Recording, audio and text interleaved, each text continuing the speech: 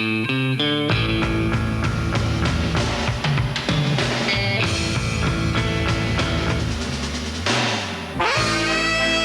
a joué pendant 3 ans sous les couleurs de l'Olympique de Marseille, mais c'est la première fois qu'il revient au Stade Vélodrome avec le maillot de Monaco. C'est Fabien Barthez. Il a marqué 16 buts en une demi-saison avec l'OM. Il est toujours aussi efficace. Sonny Anderson aujourd'hui à Monaco.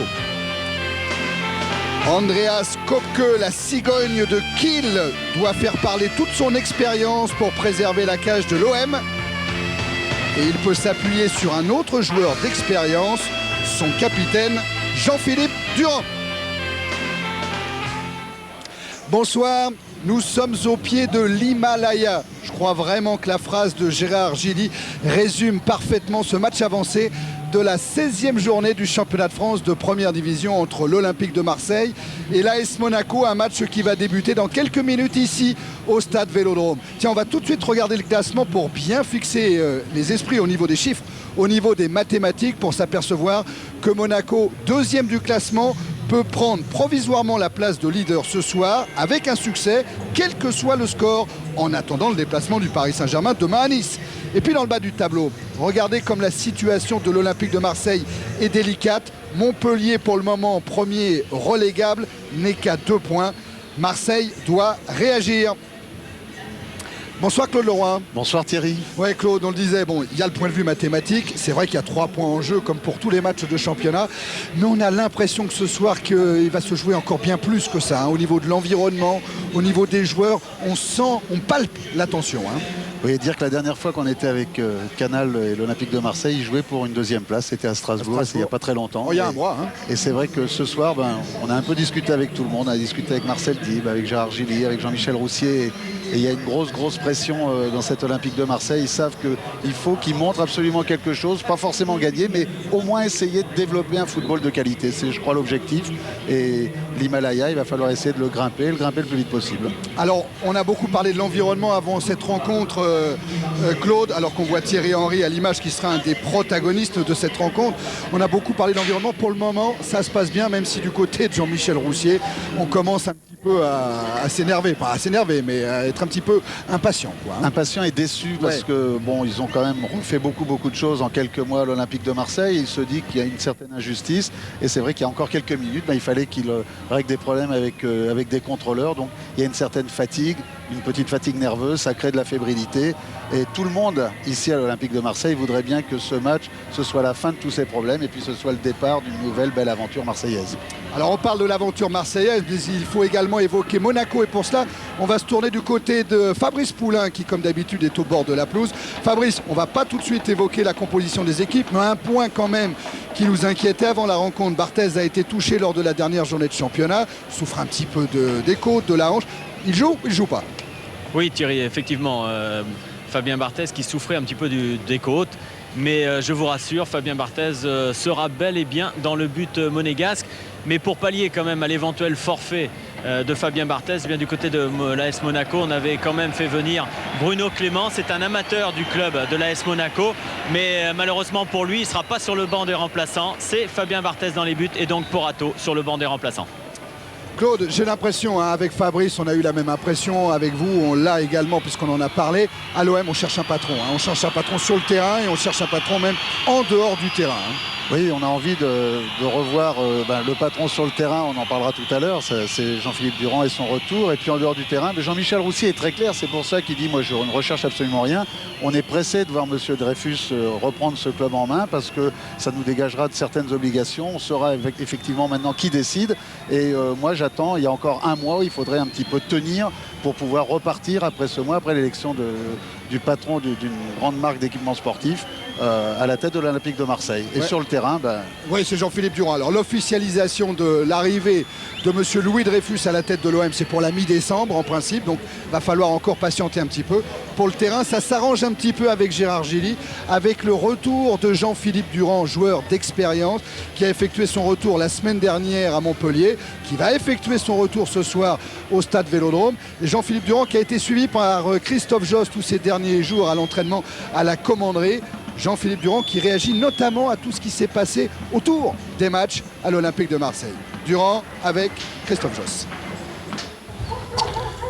Bon, j'ai déjà connu des moments de colère, mais s'en prendre aux joueurs, aux familles des joueurs comme ça s'est passé, c'est la première fois. Ce qui me fait mal, c'est surtout s'en prendre à l'intégrité de l'homme. Je crois que ça dépasse le cadre du joueur professionnel. On est, c'est vrai, très regardé, très visé lorsqu'on est homme public et homme professionnel, joueur de football.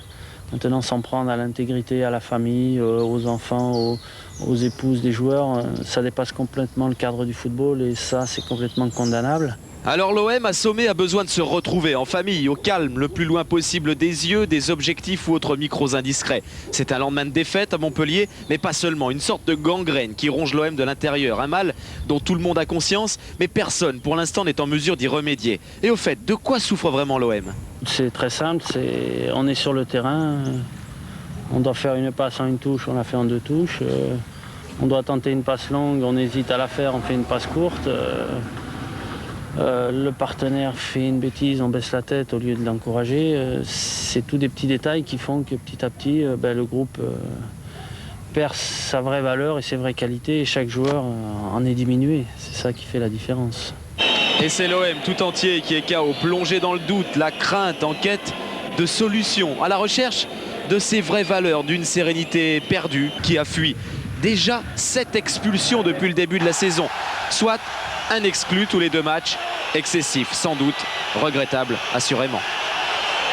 Pour s'imposer à Marseille, il faut avoir un certain niveau psychologique, un moral bien accroché. Ça fait partie aussi du bagage de tout joueur. De grands joueurs, lorsqu'on veut venir jouer à l'Olympique de Marseille, d'autres sont passés par là, se sont exprimés de façon extraordinaire. C'est vrai, lorsqu'on arrive à bien gérer cette pression, finalement on découvre peut-être des qualités qu'on n'avait pas. Par contre, si on gère mal cette pression, on perd une grosse partie de son potentiel. Et pourtant ce potentiel est important. L'OM est fort d'une richesse incontestable de joueurs de renom. Voilà sans doute pourquoi aujourd'hui le staff technique dans son ensemble se trouve dans l'embarras. Et Gérard Gilly, l'entraîneur, de marteler son message face à des Marseillais impatients, intransigeants même. Moi je n'y vais pas par 46 chemins, hein. J'y vais franco, il le sait Gérard. 5, 4, 3, 2, 1. Gérard Gilly, donc le bilan sera tiré après Monaco. Justement Monaco, c'est maintenant. Alors comment ça se passe? On est devant l'Himalaya monté, donc on va essayer de réaliser un exploit. Pas uniquement pour Gérard Gilly, mais simplement pour que la situation de l'équipe puisse s'améliorer et qu'on puisse retrouver la sérénité, la confiance qui était la nôtre il y a un petit mois. En fait, à Marseille, on a besoin de récupérer, de reprendre ses esprits après les incidents qui ont déstabilisé le club et les joueurs. Et à la haine, les supporters préfèrent aujourd'hui faire succéder les messages d'encouragement. Bonne chance. Moins d'excès, plus de raisons, l'OM s'efforce de retrouver son vrai visage, sans perdre de vue que tout bascule très vite ici et qu'il faut rester vigilant. C'est à ce prix que les enfants des Caillols, d'Andoum, des Égalades et tous ceux qui aiment profondément ce club le supporteront comme avant et écouteront son accent si particulier, chantant. Cet accent, en définitive, d'un très bel été indien qui autorise bien volontiers à l'espoir. Oui, espoir, il a raison Christophe, parce qu'après tout, à Marseille, on aime les matchs chocs, les matchs avec beaucoup de pression. Et Monaco vient mettre la pression à Marseille. Monaco, c'est à l'heure actuelle, et c'est en tout cas ce que pense Gérard Gilly, la meilleure équipe en France. Et c'est vrai que la succession de bons résultats obtenus par la formation de Jean Tigana prouve cette affirmation de Gérard Gilly. Hein. Oui, ils ont fait toute une suite de super matchs, même s'il y a eu un petit peu la faute, un peu par suffisance, nous disait Jean Tigana tout à l'heure, contre Mönchengladbach pour le match retour. Mais la qualification était acquise. La qualification était acquise, mais en qualité de jeu, c'est vrai qu'ils ont fait beaucoup de bons matchs et qu'on peut considérer avec le Paris Saint-Germain que ce sont vraiment les 2 grosses équipes de cette première partie du championnat. Et Marseille, c'est la passion, et contre les grosses équipes, en général, les passionnés se sublimer. Ouais. Tiens, voilà, Jean-Jacques Salem a bien raison. Il nous montre le danger, un des grands dangers pour Marseille, c'est Sonny Anderson. 90 matchs en première division française, 56 buts marqués, c'est hallucinant. 8 buts cette année avec une parfaite régularité à domicile et à l'extérieur. Il marque partout, Sonny Anderson. 4 buts au stade de Louis II, 4 buts pour les déplacements de l'AS Monaco. Et des buts importants, 5 buts victorieux. Et voilà, des buts qui font marquer des points, ça aussi c'est extrêmement important. Et c'est un superbe joueur.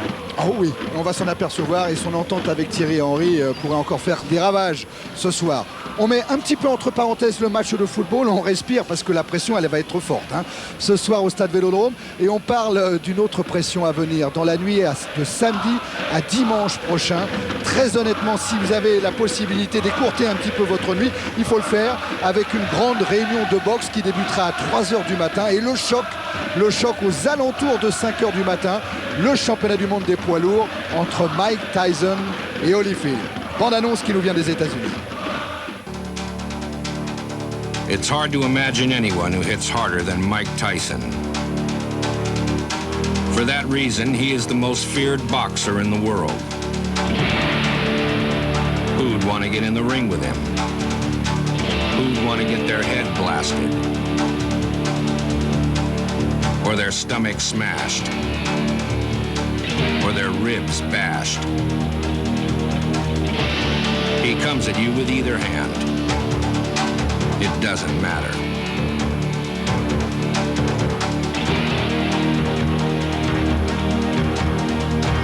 Who wouldn't be afraid to fight him?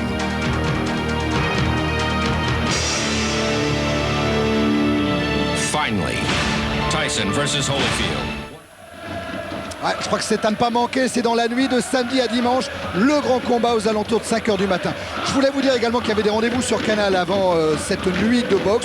Demain, 22h50, Philippe Bruet vous attend pour Jour de foot. Et puis demain, après tout, si vous êtes abonné au numérique, à Canal Satellite Numérique, et nous sommes déjà 150 000. Il y a Claude, il y a moi, et on est nombreux, on est déjà 150 000. Ben, rendez-vous demain à 19h50 sur kiosque pour toutes les 9 autres matchs de cette journée de première division en direct, en intégralité. Si vous n'êtes pas abonné, c'est pas grave, vous allez voir votre revendeur Canal+, tout est disponible très très rapidement maintenant.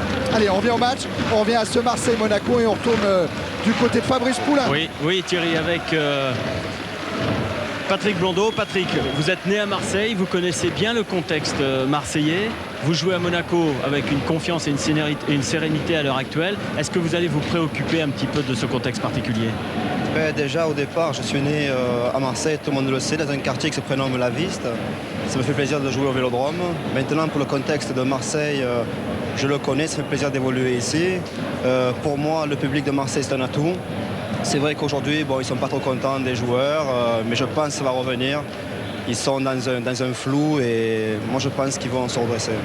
Merci Patrick, bon match. Et puis Thierry, je vais me retourner de l'autre côté avec Olivier Chouafny.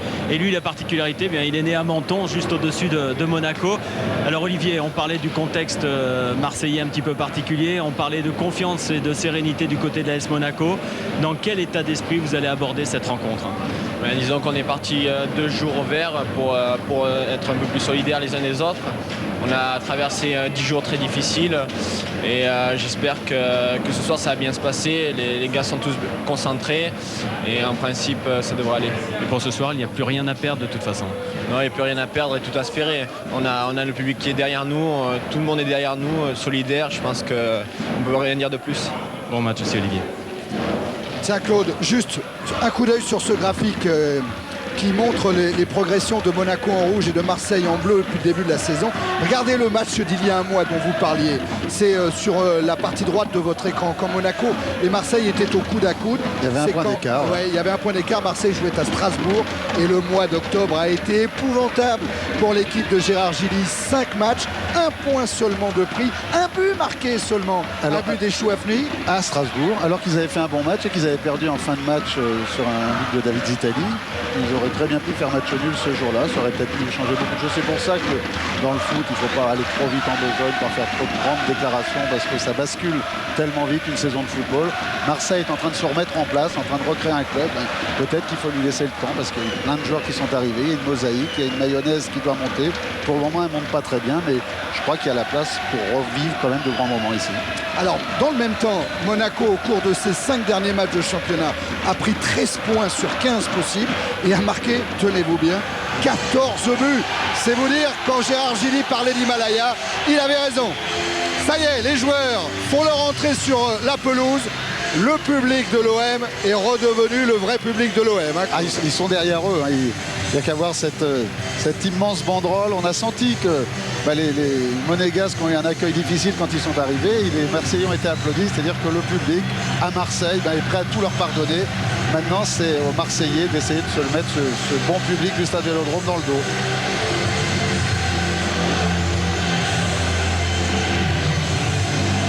Voilà ce gigantesque drapeau qui vient accueillir les joueurs de l'OM.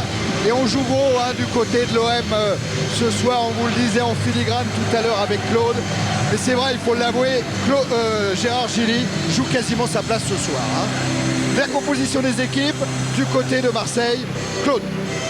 Eh bien, il a changé quand même pas mal de choses dans le domaine tactique. Savoir que, avec comme que dans les buts, Galtier sera le plus souvent en position de libéraux avec Jambé et Franceschini. Et ce soir, Jambé, le Comorien, sera chargé particulièrement du marquage de Thierry Henry. Alors que Franceschini, lui, sera attaché au basque de Sonny Anderson.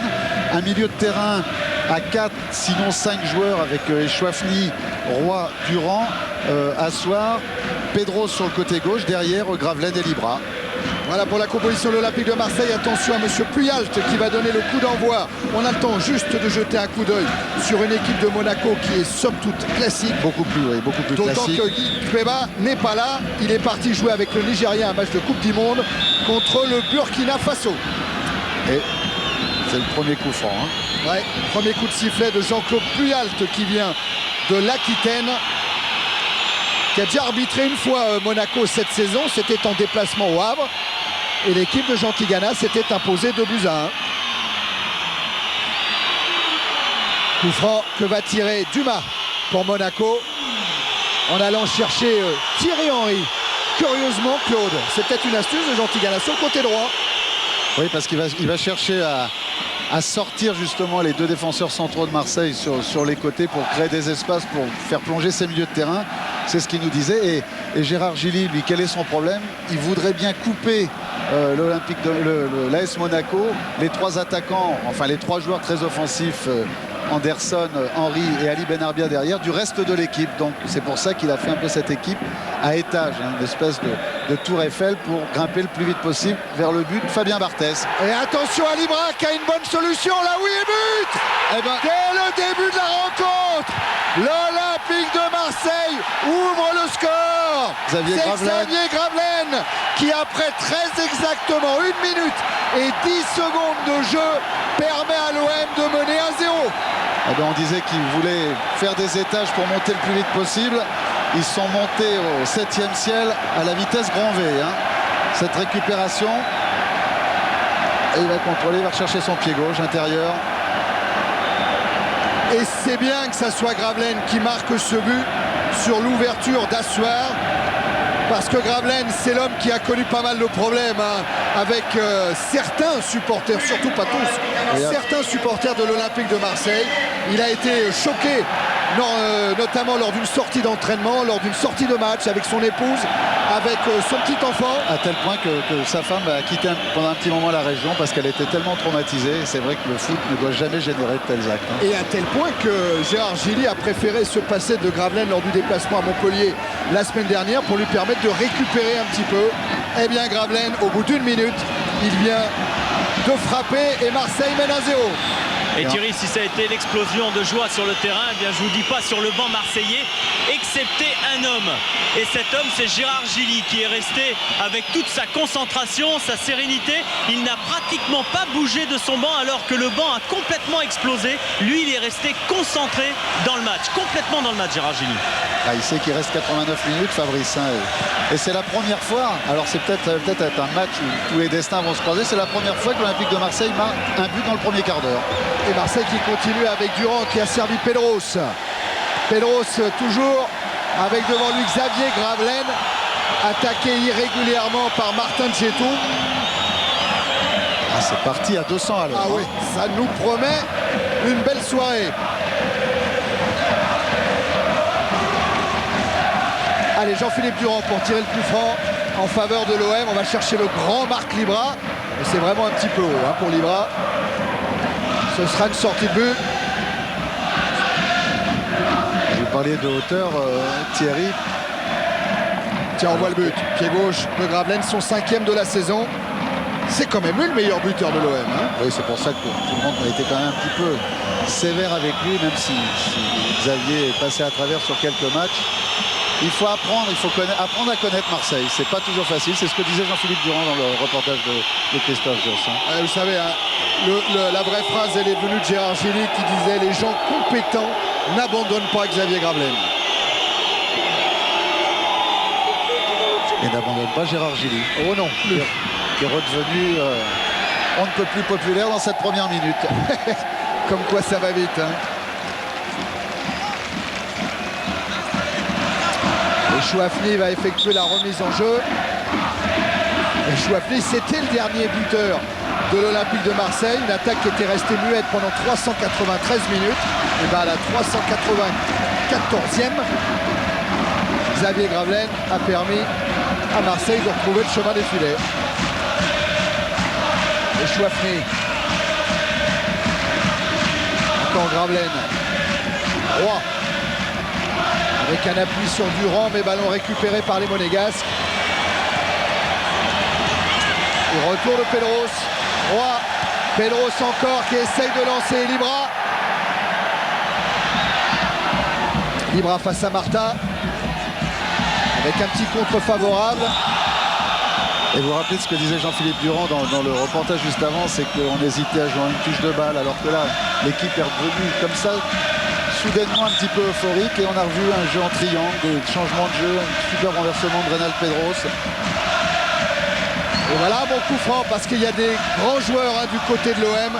Il y a ce Marc Libra surveillé par Martin Djetou. Coup franc tiré par Pedros, la frappe de Durand, ça passe au-dessus. Et Durand qui réclame même un corner.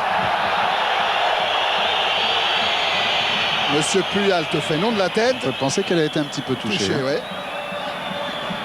Oui, elle a été touchée là-bas. Elle a été un petit peu touchée. Djetou. Avec Dumas. Collins. Attaqué par Gravelaine irrégulièrement. Coup franc joué en direction de Djetou. À la mauvaise ouverture de Djetou en direction de Blondeau. Le Marseillais, comme le disait tout à l'heure Fabrice, vient à Marseille. C'est rare en ce moment dans la qualité collective de Monaco de voir des ballons perdus aussi facilement, sans opposition. Et Thierry, vous parliez de la taille des joueurs, et là il y a quand même une spécificité dans ce match, c'est que les 4 attaquants culminent à plus d'1m80, ce qui est rare. Et des deux côtés, deux attaquants de Sonny chaque Anderson, côté. Thierry Henry sont à 80, 88, et Marc Libra et Xavier Gravelaine sont à 82 et à 92. Et encore, Cascarino n'est pas là. Oui, parce que Et encore très aigué sur le banc de touche de l'AS Monaco. Et c'est pas un petit garçon non plus. On aurait pu avoir 6 joueurs entre 1,80 et 1,92. Et Claude, pour expliquer un peu les maladresses monégasques, on lit sur le visage des Marseillais une telle envie, c'est vraiment incroyable. Il y a au niveau du terrain une tension mais extrême. Les joueurs sont constamment en mouvement, ils ne sont pratiquement jamais arrêtés. On les sent avec une envie d'aller de l'avant, c'est phénoménal. La preuve avec Reynald Pedros qui essaye de surprendre Dumas. Petite faute avec qui est sanctionné. le bras. Mais on la voit la rage des joueurs de l'OM. Leur envie, leur agressivité. Et pour le moment, dans le très bon sens du terme. Roy avec Chouafny. Ballon récupéré par Benarbia qui va tenter de lancer là-bas Sonny Anderson. Je crois que c'est le premier ballon de Kopke. Oui, serré de très très près par Franceschini. Mais ça confirme quand même, parce qu'on a beaucoup discuté avec Gérard Gilly depuis hier. Il était au domaine de Tournon, dans le camp d'entraînement de Michel Hidalgo, c'est chez l'oncle de Yuri Djorkaeff, où ils sont allés se ressourcer, les Marseillais. Et Gérard disait qu'il n'était pas vraiment inquiet parce qu'il sentait son groupe derrière lui. Il sentait une adhésion du groupe, et il disait quand un entraîneur sent que les joueurs sont solidaires derrière lui, il peut quand même avoir confiance. Impression confirmée par Marcel Dib, qui nous disait effectivement que depuis quelques temps, il sentait la flamme rallumé. L'image d'Echouafni là qui se bat pour récupérer ce ballon. Durand, Roy, Echouafni. Il va pouvoir passer dans le dos de Collins. Le ballon est sorti.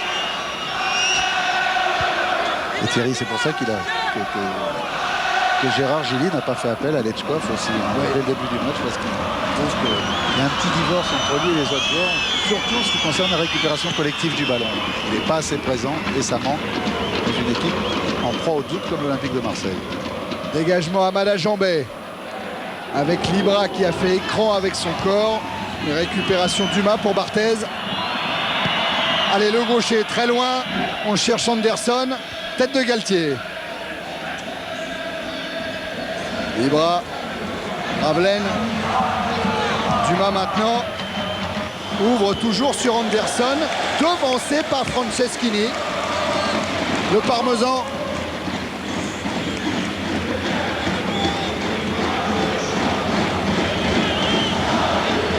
Les attaquants souvent, Claude, les défenseurs ne sont pas petits. Hein. Franceschini, c'est 1m87 quand même. Hein.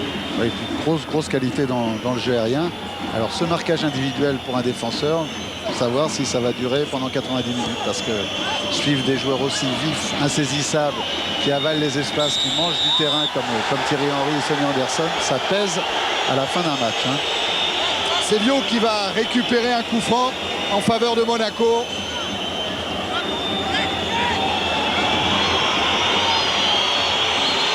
Montée de Djetou, Sonny Anderson est là bien sûr lui aussi, avec Henry.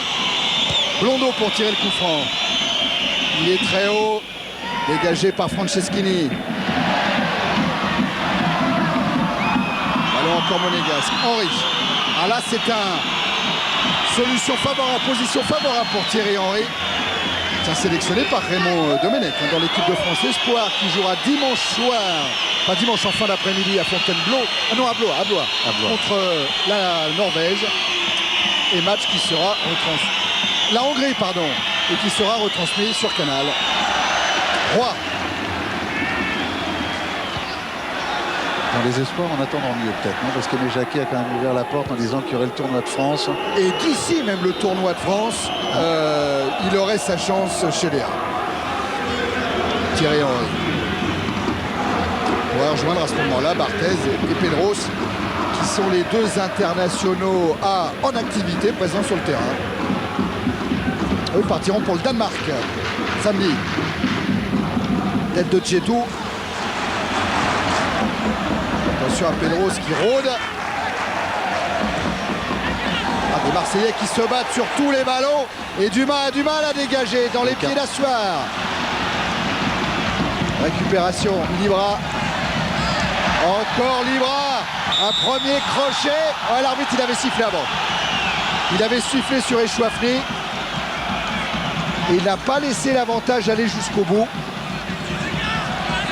Dommage peut-être pour Marc Libra. Hein.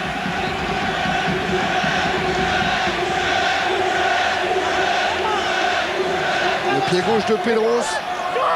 Avec un mur dans lequel on retrouve Benarbia, Vio, Collins. Devant le but. Et c'est Libra qui a essayé de dévier légèrement ce ballon.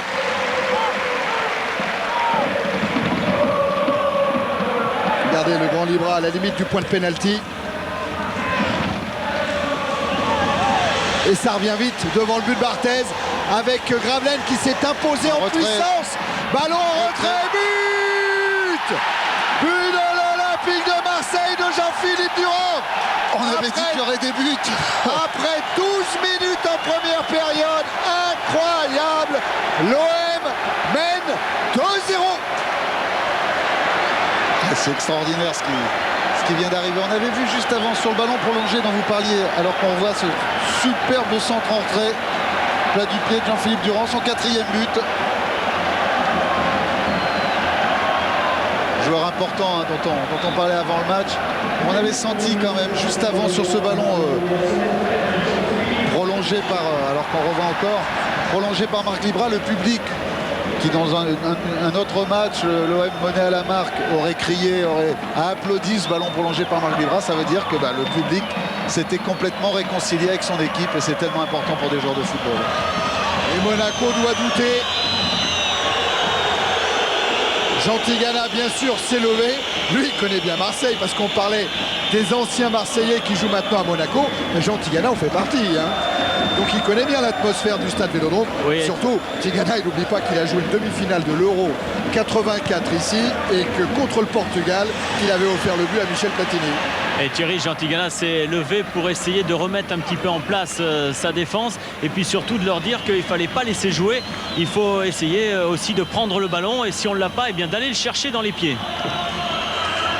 Ouais, en agressivité en ce moment pour la possession du ballon. Il n'y a pas photo. Ah, il n'y a pas photo. Marseille est devant et le score le prouve. Ils ont attaqué Thierry, ils ont attaqué 4 fois, ils ont tiré 4 fois, ils ont marqué 2 buts. Et en plus, réussite maximum. Attention à Collins face à Jambet. Ce sera une sortie de but en faveur de Monaco. Il est adroit avec les mains, Collins, parce que Jambet lui a remis ce ballon à la vitesse d'un tireur de hand sur un tir en suspension. Petite remarque de M. Puyalt. Voilà, Benarbia contré par Roy, mais nouveau coup de sifflet de l'arbitre. Oui, qui a raison de tenir absolument les deux équipes. Et en plus, il y a faute. Oui. Il a doublement raison. C'est surtout ce qu'il faut éviter de faire du côté de l'Olympique de Marseille. Ça bouge devant la cage d'Andreas Koke. Alors il y a Benarbia et il y a Martin pour tirer ce coup franc. C'est Benarbia qui s'en charge, une frappe déviée par le mur. Et c'est donc un coup franc dévié par Gravelaine.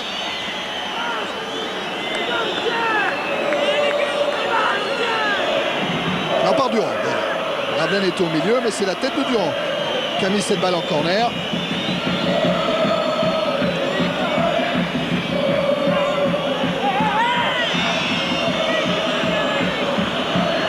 Un seul monégasque devant le but de Koke, les autres sont à l'entrée de la surface de réparation. Ouais, et Monsieur Puyalt, il va aller calmer un petit peu Galtier.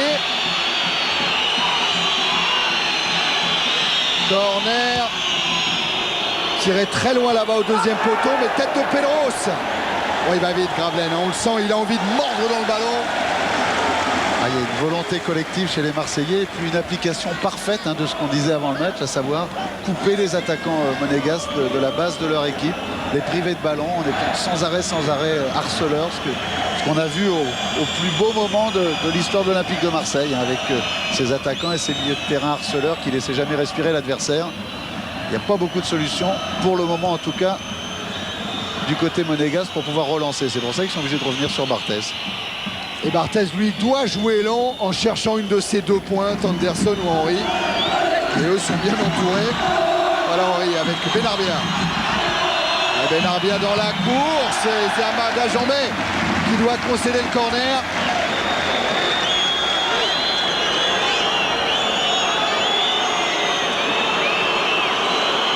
Collins, l'Écossais,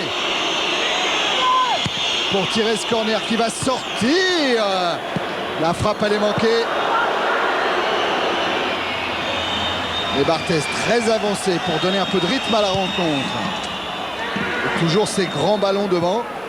C'est une tactique ça, de la part de Jean Tigana, Claude, de faire relancer systématiquement Barthès loin devant. Oui, parce qu'il y a des grands gabarits hors jeu là. Il y a des grands gabarits du côté monégasque comme on en parlait tout à l'heure. Mais bon, il ne faut pas non plus vouloir aller trop vite parce que là c'était une espèce de pouce-ballon entre Barthès et c'est Andreas Koke qui a récupéré ce ballon dans le plus parfait des conforts. Collins. Ils sont sonnés quand même un petit peu les monégasques. Ah oui, il y a quoi Et Thierry, c'était un petit peu le point tactique de Jeannot Tigana avant le match pour éviter le pressing marseillais. Mais c'est vrai que maintenant on peut penser qu'à 2-0, il faudrait peut-être mieux mettre le ballon à terre. Oui. Tête de Roy. Ballon monégasque. Oui, attention quand même. Côté marseillais à ne pas confondre combativité avec une trop forte agressivité. Là, je crois que Roy a été repris par Monsieur Puyalt.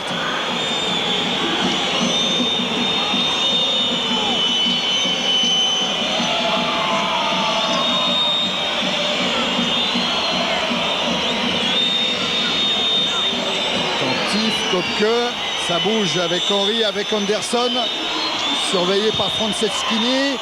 Ou avec le rebond, c'est toujours dangereux. Ouais, du côté de Legwinski, on va se plaindre d'une faute de Jambet. Ouais, faute de Jambet. Il ne faut pas qu'ils tombent dans le piège, les défenseurs marseillais.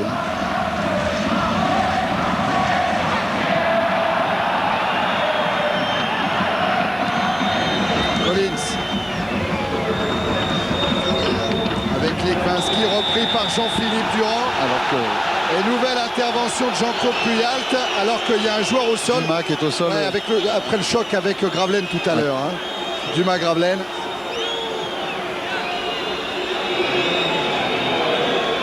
Gérard Gilly avec Libra. Ah, c'est là-dessus qu'il est sonné, Dumas.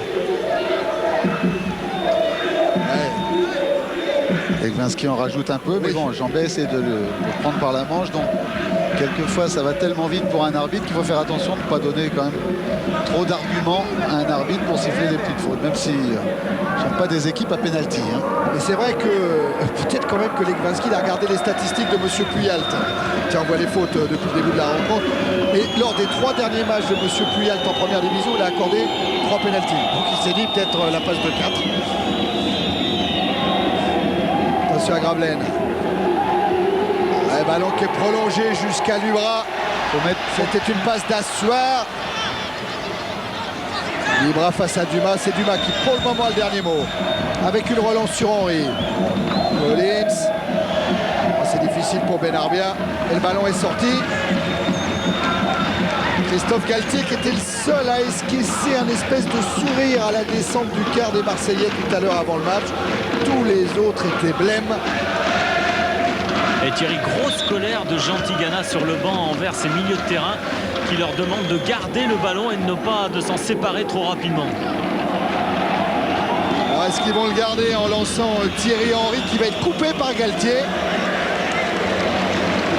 La qualité monégasque, c'est une qualité collective. C'est vrai que s'ils veulent changer de registre, les Marseillais les attendront dans un autre registre. On sait ce que c'est, hein. La vaillance ici, la volonté. Et depuis le début du match, quand on voit les tacles de Libra, de Gravelaine, hein, c'est un signe qui ne trompe pas. À savoir que quand dans la récupération collective, les attaquants sont complètement concernés, ça soulage quand même au milieu et derrière. Et encore un ballon vite perdu par les Monégas. Ça profite à Libra, Pedros, Gravelaine. Avec un tacle de Martin Djetou qui va faire frémir Monsieur Puyalt. Et c'est le carton pour Djetou. Alors si mes comptes sont bons, Djetou qui a pris un carton contre Lyon lors de la 7e journée, contre Metz lors de la 9e, en est à 3 cartons dans l'intervalle des 10 journées. Donc il sera suspendu pas pour le prochain match, mais pour celui d'après. Serait suspendu. Hein. Faut que les comptes soient justes. Et vos comptes sont bons, non, Thierry? J'espère. On en est à 22 minutes en première période et Marseille mène 2-0. Plus de Gravelaine et de Durand. Gravelaine. Oh ouais, superbe ce que vient de faire Barthez. Et relance sur Benarbia. On surnombre les Marseillais sur tous les ballons de relance. Donc Roy. Et qui parvient à écarter sur Echouafni. Contre de Legwinski. Ça va haut. Hein. Là, on peut dire qu'il est rétabli, Fabien Barthez. Hein, qu'il a plus mal aux côtes, qu'il a plus mal à la hanche. Ou qu'il n'y pense plus, en tout cas.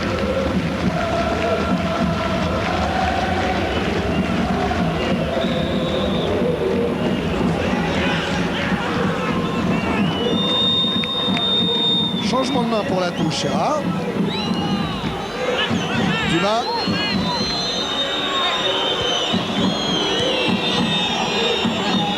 Qui évite le tacle des Chouaflé, qui est chargé par Libra. Et je crois que... Ouais. Alors Libra, c'est pas sur cette faute-là que lui met le carton. C'est l'accumulation. Voilà, bien sûr, Claude. C'est sur l'accumulation des fautes. C'est le premier carton de Marc Libra cette saison en championnat.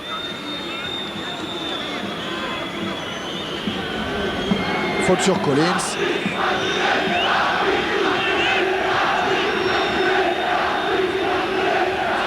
Et coup franc joué par les Monégasques. Avec Martin, avec Dumas. Change l'orientation du jeu Dumas pour alerter Blondeau. Et regardez comme Pedro s'est bien replié, assure son boulot défensif. Et une relance en plus qui met en difficulté Djetou. Dumas.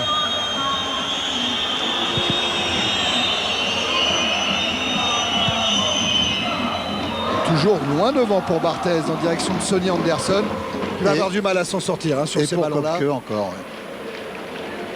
C'est difficile et je pense que Jeannot Tigana va encore réagir en leur disant d'essayer de jouer, de poser le ballon. Attention aux attaquants marseillais. C'est la deuxième fois que sur ce genre de ballon ils sont signalés en position de hors-jeu. Il faut qu'ils soient plus vigilants.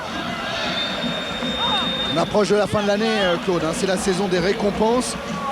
En Angleterre, c'est David Seaman qui a été élu joueur de l'année par un jury de journalistes spécialisés devant Alan Shearer. Arsène Wenger va être content.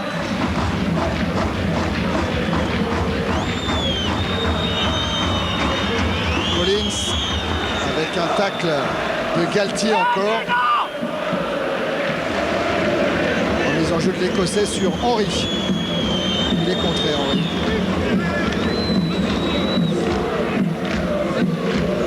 Et c'est superbement bien fait. Ah là, il est contré par Collins et Chouafny.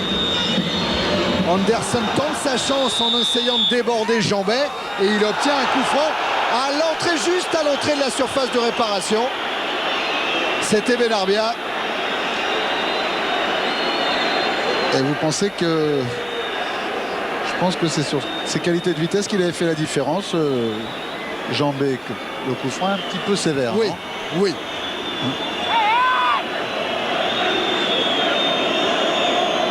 Et là, Kopke sait qu'il doit rester très attentif. Avec Djetou qui est allé au deuxième poteau. Le mini-mur marseillais. Voilà Djetou avec Marc Libra qui s'est replié. Frappe contrée par le mur. Deuxième tentative. Sans effet. Et là, le mur marseillais est resté comme doivent le rester tous les murs, très homogène, très compact. Souvent, on voit des joueurs qui fuient un petit peu, surtout quand il y a Lilian Martin en face et son énorme frappe de balle. On se rappelle Cracovie, Cracovie en Coupe d'Europe, le but extraordinaire qu'il avait mis. Et là, les Marseillais sont restés vaillants. Et je peux vous dire que quand vous êtes dans un mur et que vous voyez Lilian Martin ou d'autres joueurs de cette qualité de frappe-là en face de vous, vous avez quelquefois quand même 42 fièvres. Franceschini qui manque un petit peu son dégagement. Roy a été bousculé par Benarbia.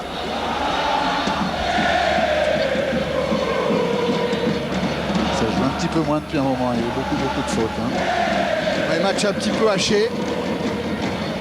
Galtier pour jouer le coup franc. Djetou a été devancé de la poitrine. Dumas prolonge vers Barthez.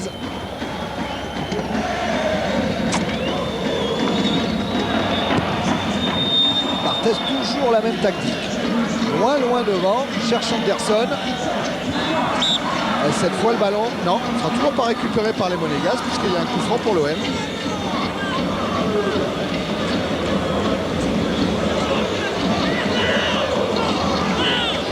Galtier.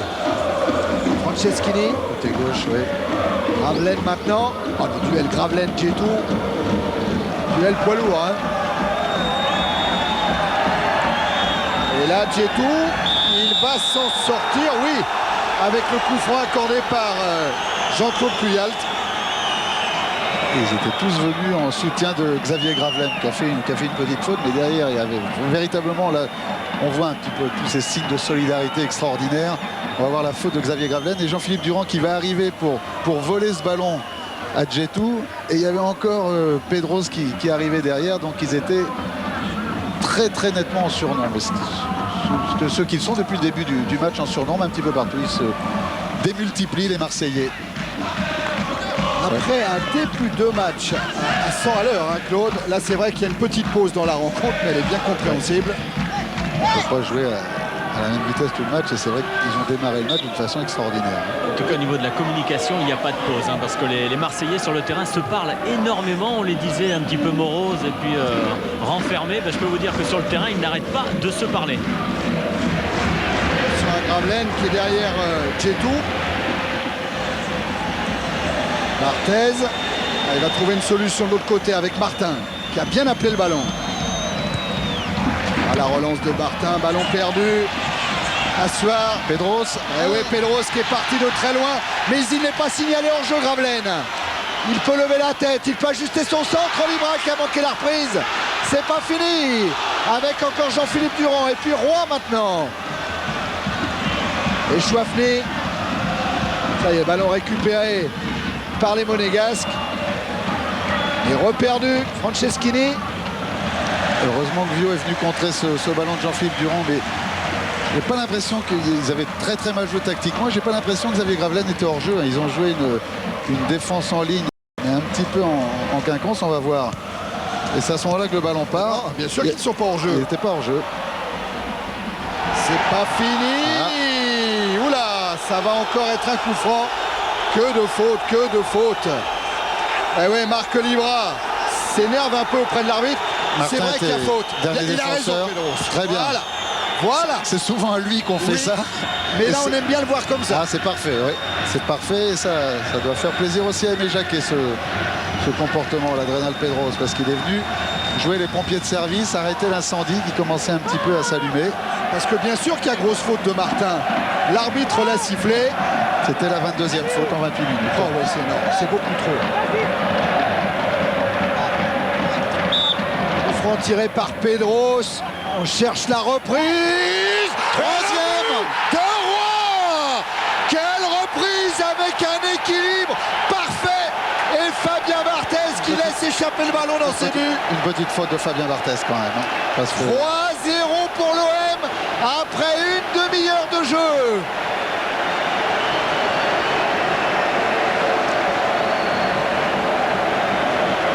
Et jamais, hein, nous rappelle Philippe Delcourt et Dominique Bessières, nos statisticiens, jamais Monaco cette année a encaissé 3 buts.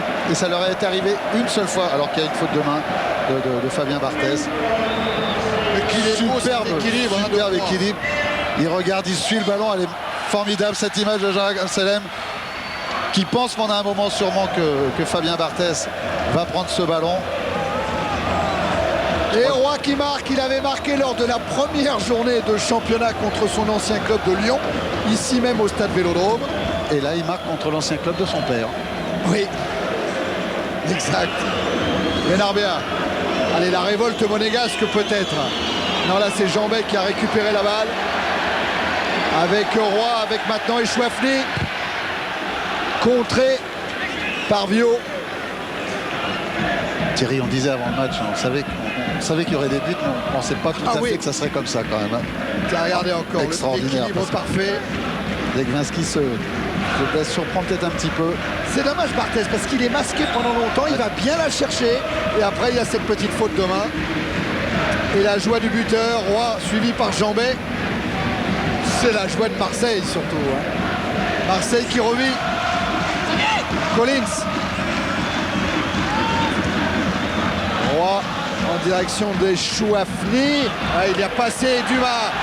Il a essayé de lever Collins. Pedros a récupéré. Frappe de Pedros. Ah, le pied droit, c'est... Il est en colère, Rénal, parce que sorti de son crochet intérieur, il s'est retrouvé son pied droit. Il s'est déchiré un petit peu sur le pied droit. Mais superbe action et super bien, et très très bien arbitré de la part de...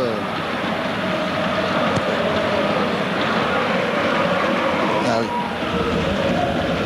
Et ce qui est fabuleux, c'est que sur le banc marseillais, on a demandé aux joueurs de l'Olympique de Marseille de continuer à aller de l'avant et de surtout ne pas s'arrêter à ce score. Continuer. Henry avec Anderson. Collins. Échappe à Jambet. Oh, il a manqué son centre. C'est le même que Pedros côté opposé il y a quelques secondes. Hein. Mais avec le pied gauche.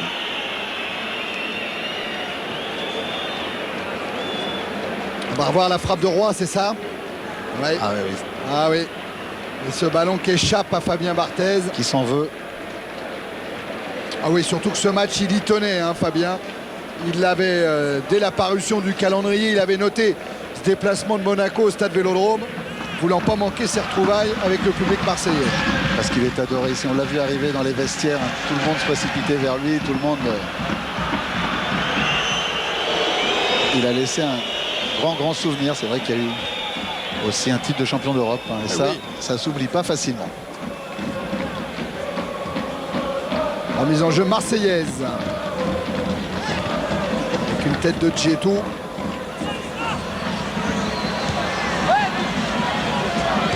Les Monégasques ont du mal à conserver le ballon. Regardez comment ils sont encerclés. Mais ils s'en sortent bien sur ce coup-là.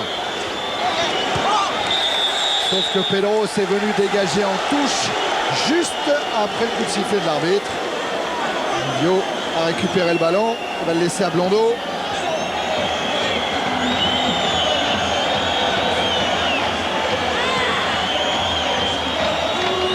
Narbia, ballon renvoyé par Roy directement en touche.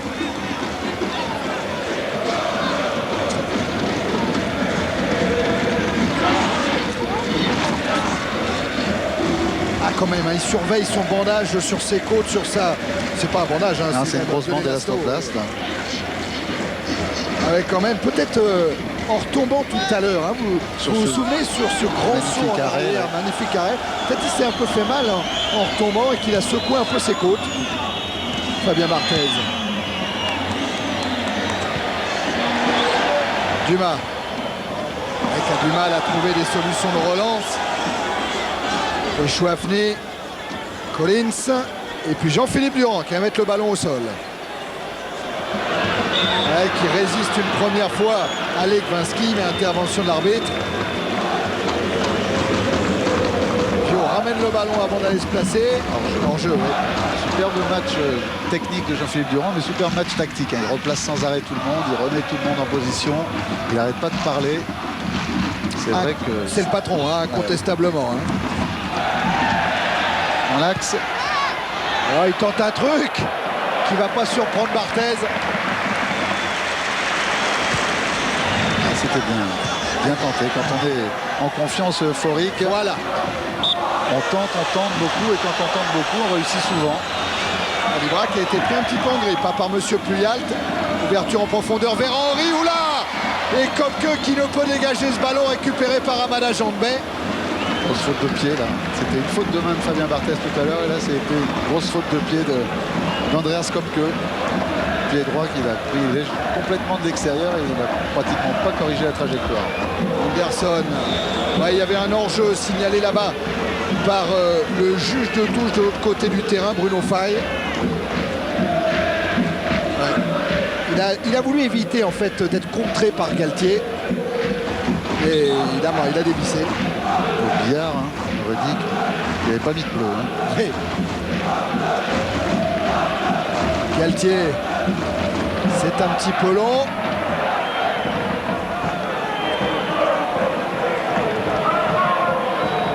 On en est maintenant à 37 minutes en première période. Et c'est incroyable. Si vous rentrez maintenant, vous n'allez pas me croire. Mais pourtant, c'est vrai. L'OM mène 3-0 face à Monaco.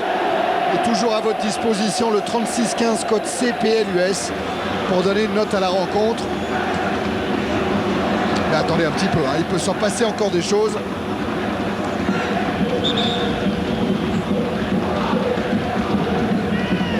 Il s'en est déjà passé beaucoup. Oui. Franceschini. Galtier. Ravelaine. Qui se bat pour récupérer cette balle. Et Monsieur Puyalt accorde le coup franc au Monégasque. Dumas.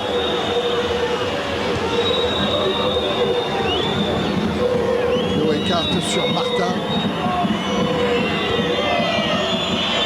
Collins, ça sera trop long. Ils ont complètement coupé, hein, ce dont on parlait, ils ont complètement coupé leurs attaquants des joueurs relanceurs monégasques, si bien que ils sont obligés de jouer long et jouer long. si on joue pas juste, sont des ballons perdus, récupérés facilement par les Marseillais ou par Kopke, ou des ballons en touche. Il va falloir réorganiser complètement tout ça. Surpopulation dans un petit périmètre, hein, vous l'avez vu avec le plan de Jean-Jacques Msalem. Au moment où Gravelaine amorce son contre, il est repris par Martin. Durand est arrivé à hauteur avant de servir Pedros. Dans l'espace, oui. Ouais, il a trouvé Libra, Pedros encore, Roy. Ils sont vite montés les Marseillais. Attention à ne pas se faire prendre en compte avec Benarbia. Anderson a évité Franceschini qui s'accroche. Bio. Anderson encore, il va provoquer. C'est la première fois qu'il y a des espaces. Ouais, Benarbia, c'était encore pour Anderson. Oh là là, il y a du chaos dans l'air, ça va d'un but à l'autre. Pedros. Faute de Djetou. Ça allait tellement vite depuis le début du match que c'est vrai que les espaces commencent un petit peu à se libérer. On a vu là pour la première fois ce sauvetage de Jambé devant Anderson. On a vu pour la première fois des Marseillais avoir un petit peu de mal à revenir se replacer collectivement, hein, dans la récupération du ballon. Et les Monégasques ont tout de suite essayé d'utiliser l'espace derrière.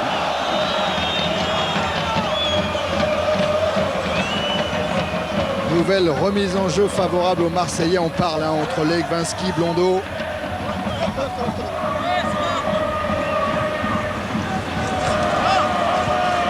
Le ballon, il est convoité par Djetou et par Libra. Remise en jeu pour l'ancien Strasbourgeois.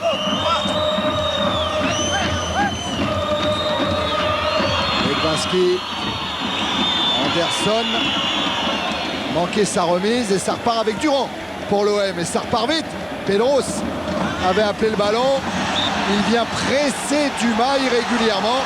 D'après l'arbitre, ce sera donc un coup franc, un nouveau coup franc.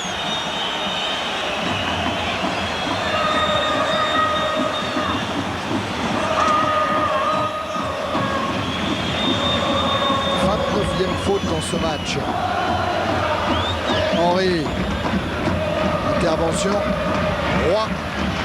Durand. Pedros a une touche en première intention vers Gravelaine. Et Djetou prolonge sur Barthez. Anderson. Henry, il a un petit peu de champ, il pousse trop loin son ballon. Mais avec un contre favorable devant Galtier, il s'en sort.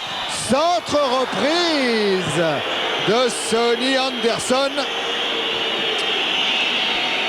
Presque la première occasion monégasque, Claude. Oui, là, la première occasion, ce petit ballon piqué de Thierry Henry entre Franceschini et Galtier. Mais Sonny Anderson rate sa reprise. Mais première véritable action dangereuse. Hein. Et c'était à la 41e minute. Ce qui signifie quand même la présence de l'Olympique de Marseille dans ce match. Hein. Monaco qui n'a perdu que 2 fois à l'extérieur depuis le début de la saison, à Guingamp et à Auxerre. Et qui pour le moment est donc mené 3-0. Dégagement Kopke. Ballon récupéré par les Monégasques avec Blondeau. Jean-Philippe Durand qui revient devant Vio. Et ça c'est juste de touche, hein. Vous l'avez vu le geste de Bruno Faye là-bas. L'arbitre assistant. L'arbitre assistant, oui Claude, c'est vrai, vous avez raison. Ils y tiennent. Hein. Ils ont raison. Je disais tout à l'heure, on n'est plus des juges de touche. Ils ont raison parce que dans l'esprit ça signifie quelque chose. Ouais, ils sont là pour aider. C'est un trio. Voilà, c'est un trio. Et Gérard Gilly ne montre pas, mais je peux vous dire qu'il doit être content. Mais cette première mi-temps, c'est la confirmation qu'on disait avant le match, sans du tout vouloir faire plaisir à qui que ce soit, mais cette adhésion, cette solidarité des joueurs. Hein, il disait quelques minutes avant, maintenant c'est aux joueurs de le montrer dès le début du match qu'il y a de la solidarité, alors que...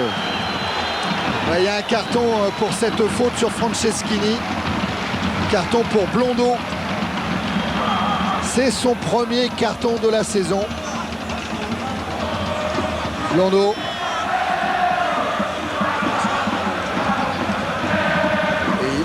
Et mérité. Ouais, il a laissé traîner sur le tacle. C'est un match qui est bien arbitré.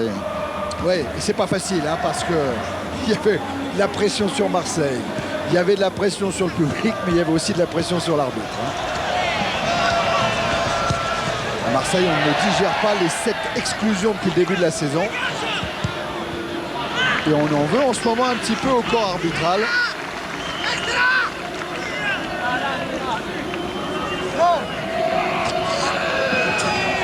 La mise en jeu monégasque, direction Thierry Henry, marqué par Jambet. Que de coups de sifflet. C'est un match un petit peu haché.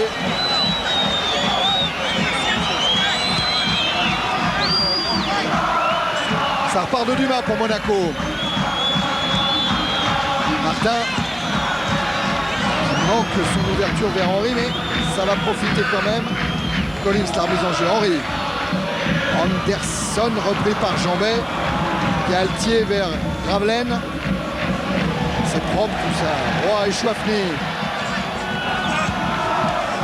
Roy encore. Non.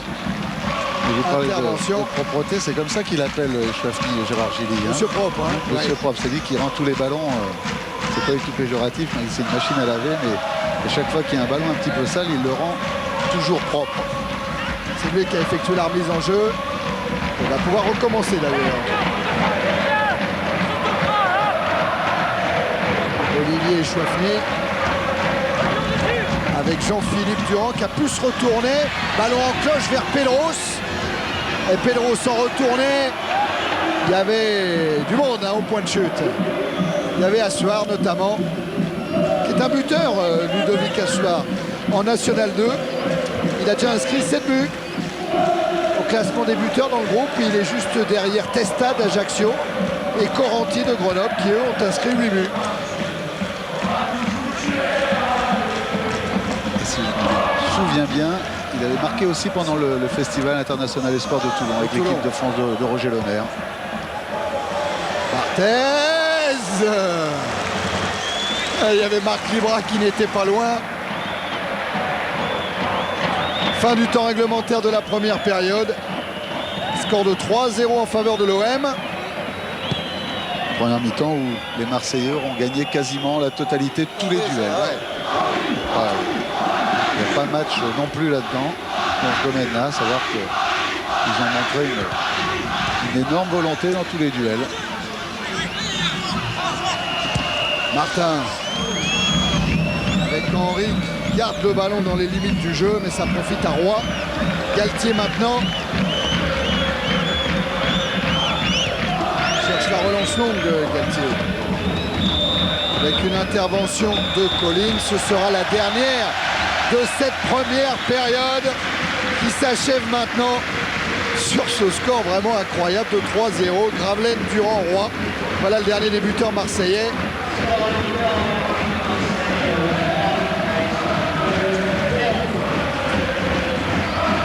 Gravelaine, lui, avait ouvert le score dès la première minute. Et c'est vrai que ça a dû mettre en confiance tout l'effectif marseillais. Jean-Philippe Durand. Oui, retour victorieux avec Fabrice. Avec le capitaine de Marseille, Jean-Philippe. On a l'impression que l'Olympique de Marseille a fourni un vrai match de Coupe d'Europe avec un handicap au départ. Ouais, c'est vrai qu'on avait besoin de cet engagement, de cette qualité de jeu aussi pour se rassurer. On s'aperçoit qu'on a des qualités, qu'on est capable de les exprimer contre les bonnes équipes. Alors à nous de faire l'effort de jouer comme ça à tous les matchs. Alors, ce qui est dommage, c'est qu'il faut arriver à l'extrême parce que c'est vrai qu'on sentait une tension énorme avant le match pour vous libérer complètement. Oui, mais c'est vrai qu'on fournit une débauche d'énergie très importante et c'est difficile sur un championnat de jouer 38 rencontres de la sorte. C'est vrai que c'est là un petit style coupe de France, Coupe d'Europe. Et tant mieux pour notre public qui a été plutôt sevré depuis le début de la saison. Merci. On est toujours étonné par la lucidité de Jean-Philippe Durand, hein, Claude. Ça sera un superbe entraîneur, on peut penser. On peut penser parce que il rentre, il a 36 ans, bon, une expérience énorme et puis c'est vrai une qualité d'analyste.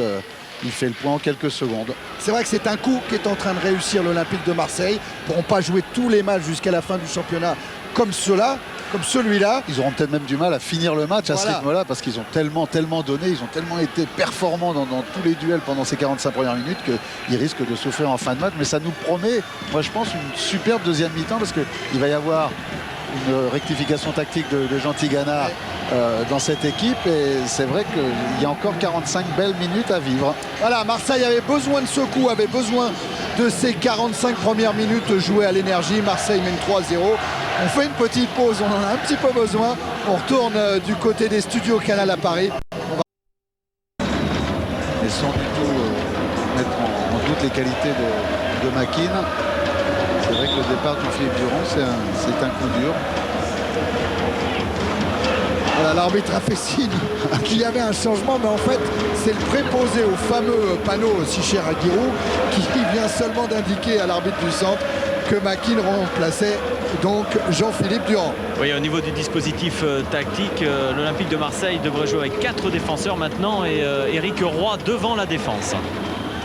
Et là, c'est Galtier qui couvre devant Franceschini, mais non, c'est pas Galtier qui est coupable de la faute, c'est l'Italien, c'est Franceschini. Attention, c'est rapidement joué. Makin. Une nouvelle intervention encore de Monsieur Puyalt pour une faute sur Legwinski.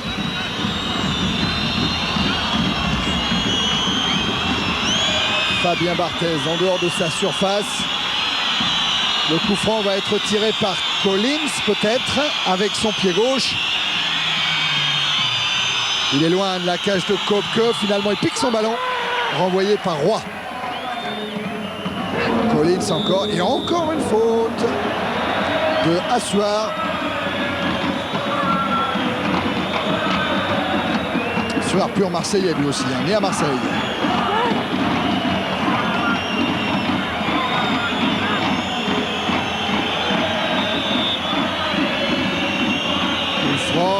Qui va tenter sa chance?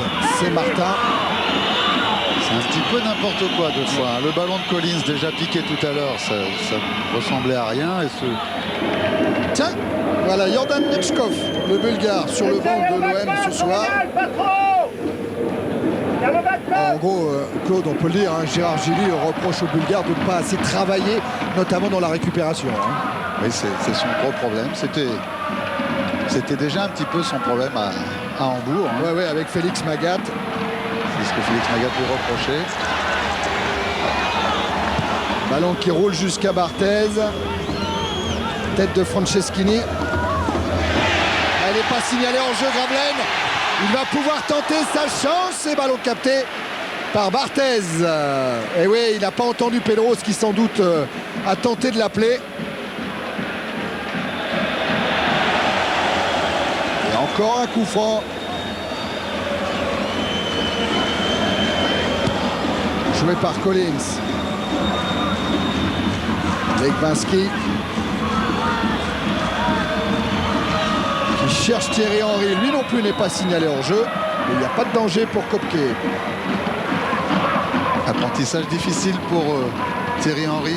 Le stade Vélodrome, la respiration, l'atmosphère du stade Vélodrome, ça aussi ça s'apprend, ça aussi ça fait partie du bagage d'un joueur de football professionnel. Bien négocier des grands matchs à l'extérieur. Londo. Alors Benarbia. Qui se pourrait bien Thierry quand à la fin de cette action l'arbitre intervienne sur Franceschini. Ouais, faute sur Anderson, ouais. C'est ça. On va voir, en tout cas les Marseillais ont récupéré le ballon, il n'y a toujours pas d'arrêt de jeu. Et c'est pour cette raison aussi que Jean Tigana s'est levé de son banc en n'étant pas content du tout. Et visiblement, même M. Puyalt ne revient pas, on le voit, hein, Jean Tigana. Oui, il attendait ça aussi, Jean Tigana. Il a attendu la réaction de M. Puyalt qui n'est pas revenu en arrière. Et les Marseillais ont toujours le ballon avec Galtier. Pedros. Legwinski. Faute d'Assoir.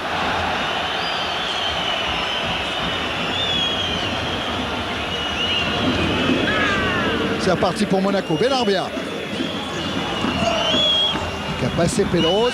Duel de numéro 8 avant d'envoyer Thierry Henry tête à tête avec Kopke. Et le gardien allemand qui sort ce ballon. Quelle occasion pour Thierry Henry. Et il s'en veut d'avoir manqué ce duel, ce tête-à-tête. Là aussi, il y a des gestes de buteur à travailler pour Thierry Henry. Je crois que Jeannot Tigana a l'habitude de dire que Trezeguet est un vrai buteur. Un tueur de sang-froid. Voilà, alors que Thierry Henry doit encore progresser dans ce secteur-là. C'est un domaine où il se crée des occasions. C'est important de se créer des occasions. parce que c'est quand même la base du football, d'essayer de se trouver en position de marquer des buts, mais il a encore du déchet. Quoique avec une montée d'Anderson qui va vite et qui permet à Vio de récupérer ce ballon. Allez, les Monégasques sont quand même revenus en seconde mi-temps dans des dispositions bien différentes de celles avec lesquelles ils avaient entamé la première mi-temps. Hein. La preuve avec que Vio se centre, capté là sans problème par le gardien allemand. Gérard Gilly a senti un petit peu le danger. Il est sorti de sa cahute. Et c'est là où je me compte de l'importance dont on parlait tout à l'heure de Jean-Philippe Durand. Si vous voyez le col du manteau de Gérard Gilly un petit peu relevé, c'est pas tellement qu'il fasse froid, mais un petit peu de Mistral quand même. Hein. Un petit peu de vent, on l'a vu tout à l'heure sur l'interview de Fabrice à la rentrée au vestiaire. Hakim. Ballon que va récupérer Dumas. La route de Barthez est coupée. Il lui faut trouver une autre solution. Et la solution, c'est une main de Gravelaine. Mais bon, ça sera sorti de lui. Hein.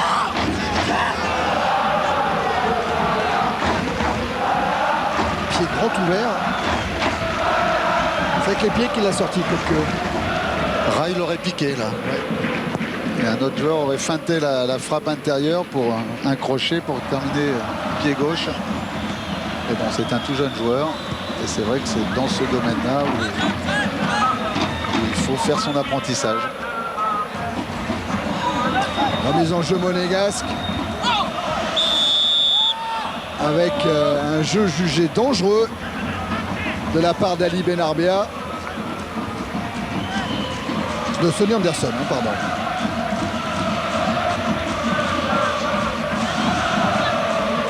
Et voilà Jean-Philippe Durand qui a repris position sur le banc marseillais. Et attention à Reynald Pedros. Et à l'arrivée de Livre, frappe renvoyée par Barthez. Alors qu'un joueur monégasque est au sol, il a l'air complètement sonné. Pendant ce temps-là, il y a un contre qui va être enrayé par Jean-Ben. Oui, c'est qui C'est Sylvain Legwinski. Legwinski, oui. Qui reprend sa place maintenant au milieu du terrain. Ouais, il s'est relevé en boitillant. Pedros. Makin. Avec une tête de Djetou. Pedros contré par Blondeau. Galtier maintenant. Il va repasser par Kopke.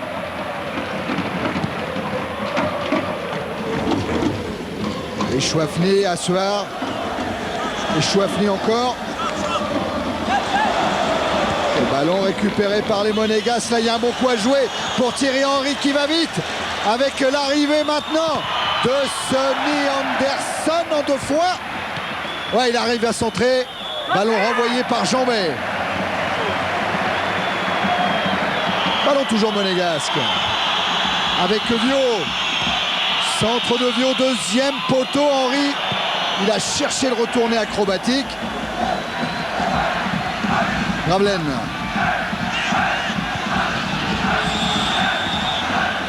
Il faut qu'ils soient précis les Marseillais dans leur choix tactique. Derrière là, Christophe Galtier était remonté un petit peu à contre-temps et c'est lui qui avait remis tout le monde en jeu. En particulier Thierry Henry sur l'action précédente.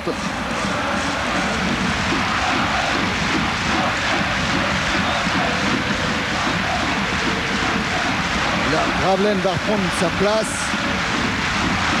Djetou est un petit peu touché lui aussi. Il y a eu choc entre les deux, vous l'avez vu. Voilà, Djetou lui aussi revient. Grosse bagarre en ce début de deuxième mi-temps et déjà 3 occasions, hein, 2 du côté marseillais, Gravelaine et Libra, une superbe occasion du côté monégasque avec Thierry Henry. Et tout ça après 9 minutes seulement, seconde période, mais Marseille mène toujours 3-0. Déviation d'Assoir, Dumas plein de sang-froid. Sort ce ballon. Benarbia chercher un appui, il a trouvé, se gêne un petit peu avec Henry, il récupère le ballon, Ali Benarbia, mais il est renvoyé maintenant par la défense marseillaise. Oh, il y a une bagarre pour la possession du ballon. Ouais, quand on dit bagarre, il faudrait que ça reste dans les limites du normal entre Libra et Legwinski par exemple. Et entre Jean-Ben et Thierry Henry un petit peu plus haut. Ouais, Galtier a tort d'être venu donner des coups hauts à Madame Jean-Ben, que c'est pas beau. Que c'est pas beau. Ah mon Dieu. Quel dommage. Il y avait eu beaucoup de fautes jusqu'à présent, mais ça s'était à peu près bien passé. Je crois qu'Amada Jambet aurait intérêt à se calmer et ne pas en rajouter quand il y a un petit peu le feu sur le terrain. Comment c'est possible de réagir comme ça? Il y a 3-0. 3-0, mais même le score en fait n'a rien à voir. Vous avez raison, absolument.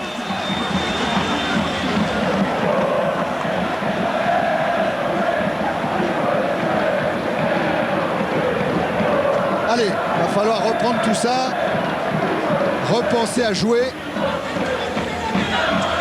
Voilà. C'était tout à l'heure qu'on présentait les prochaines soirées de boxe.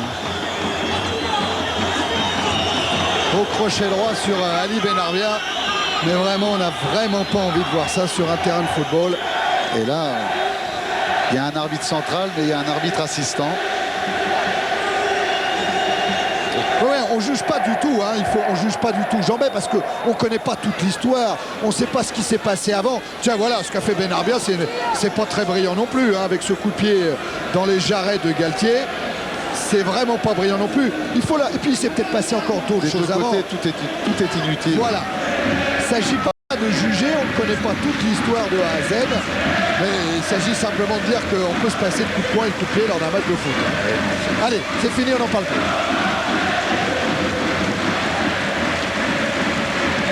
Et pendant que l'arrêt de jeu se continue, eh bien, Jean-Christophe Galtier, le nouveau capitaine dans cette seconde période, a demandé aux supporters de continuer à encourager. Il leur a fait signe de continuer à chanter, à crier, parce que l'Olympique de Marseille en a un petit peu besoin. Et au niveau de l'arbitre, M. Pouyal, il va falloir qu'il soit très vigilant quand même. Il appelle les deux capitaines. Oui, parce que les joueurs continuent à s'invectiver un petit peu alors qu'ils sont à 10-15 mètres les uns des autres. Et il y a des mots qui sont pas très corrects, mais dans ce genre d'échauffourée. C'est malin ce qu'il fait Jean-Claude Pouyal, Fabrice. Parce que il dit pas grand-chose forcément dans ces circonstances aux deux capitaines. Mais c'est un petit temps mort supplémentaire qui peut permettre à tout le monde de retrouver ses esprits. Un temps de respiration. Voilà. Henry. Il a trouvé Djetou. Londo maintenant, toujours en direction de Thierry Henry. Taclé tout à fait régulièrement par Franceschini. On préfère ces gestes-là, qui sont des vrais gestes de football. Londo. Hors jeu de toute manière, avec un drapeau qui s'est levé, c'est celui de monsieur Massé. Trio habituel, hein. Puyalt, Massé, Faye, ils sont tout le temps, tous les trois ensemble. Alors il reste un peu plus d'une demi-heure à jouer, c'était parti sur des bonnes bases, même si ça avait été un petit peu trop musclé quelquefois, mais il n'y avait rien eu de gravissime. On n'avait pas vu de tacle assassin par derrière, on a eu beaucoup de fautes, et quelquefois des fautes inutiles. Il faut que tout le monde reprenne ses esprits maintenant. Et vous avez pu voir Jean Tigana demander surtout à Martin Djetou de se calmer. Il nous disait avant le match, Jean, qu'il ne fallait surtout pas tomber dans le piège de la provocation. Parce que ces joueurs, il n'avait pas arrêté de leur répéter ça. Makin cherche tout là-bas et Chouafni. Il l'a trouvé. Avec Collins qui se bat bien pour récupérer le ballon. Et le ballon en retrait, il est compliqué pour Barthez. Il assure quand même une relance. Est-ce qu'il s'en sort avec un contre favorable, Anderson? Non. Galtier loin devant sur Djetou.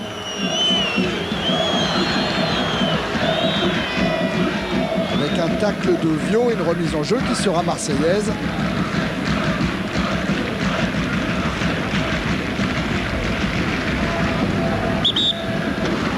Qu'est-ce qui se passe avec le banc? Monsieur Puyal, t'as vu quelque chose?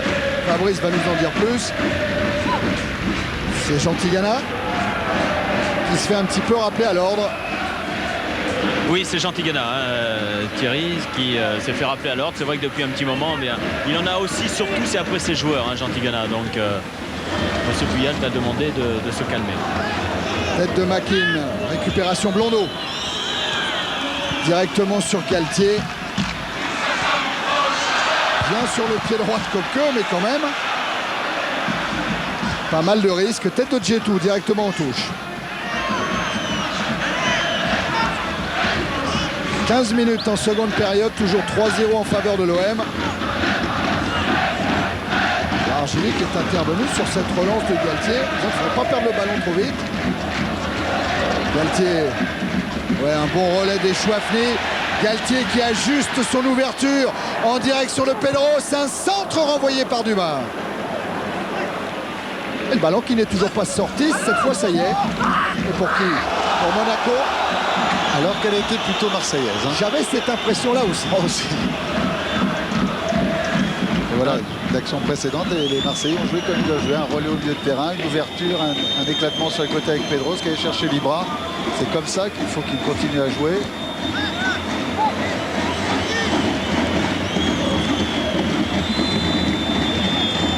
Henry. Djetou. Blondeau. Les gars, quand même, on les voit se déployer sur le terrain, ont quand même retrouvé beaucoup de mobilité. Hein. Ouais, Benarbia qui a servi Legwinski qui résiste à la charge des Chouafny. Legwinski toujours avec une frappe de Sonny Anderson qui passe au-dessus. Anderson a l'air de réclamer encore un corner. Et ben là, on l'a pas vu nous, le corner. Non. On a l'impression que c'était bien joué de la part de Legwinski. Hein. Super pénétration à partir du milieu. C'est la mobilité dont on parlait un petit peu, les Monégasques. On va voir ce ballon remis dans l'axe et pris pied gauche un petit peu en dessous par... hein, il a peut-être été légèrement touché.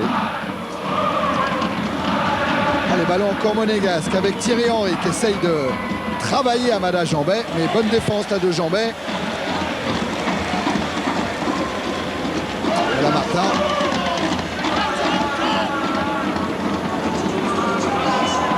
Et capitaine monégasque qui rameute un peu ses troupes en leur disant qu'en une demi-heure, il y a peut-être un bon coup à jouer. En tout cas, essayer de revenir complètement dans le match. Ouais, et puis de se rassurer avant la prochaine journée de championnat. Alors Monaco, lors de la prochaine journée de championnat, recevra Strasbourg, alors que Marseille ira à Cannes. Marseillais qui ont le ballon avec Roy. Hors-jeu, hors-jeu. C'était signalé hors-jeu, Reynald Pedros. Monsieur Puyalt voulait un ballon au sol. Blondeau. Avec Benarbia. Vio. Legwinski. Collins. Encore Legwinski et un tacle d'Amada Jambet. Ouais, qui va prendre un carton, je dirais, pour l'ensemble de son œuvre.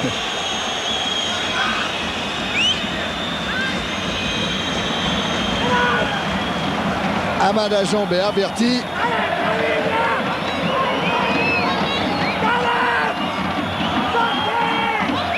Et un coup franc pour l'AS Monaco.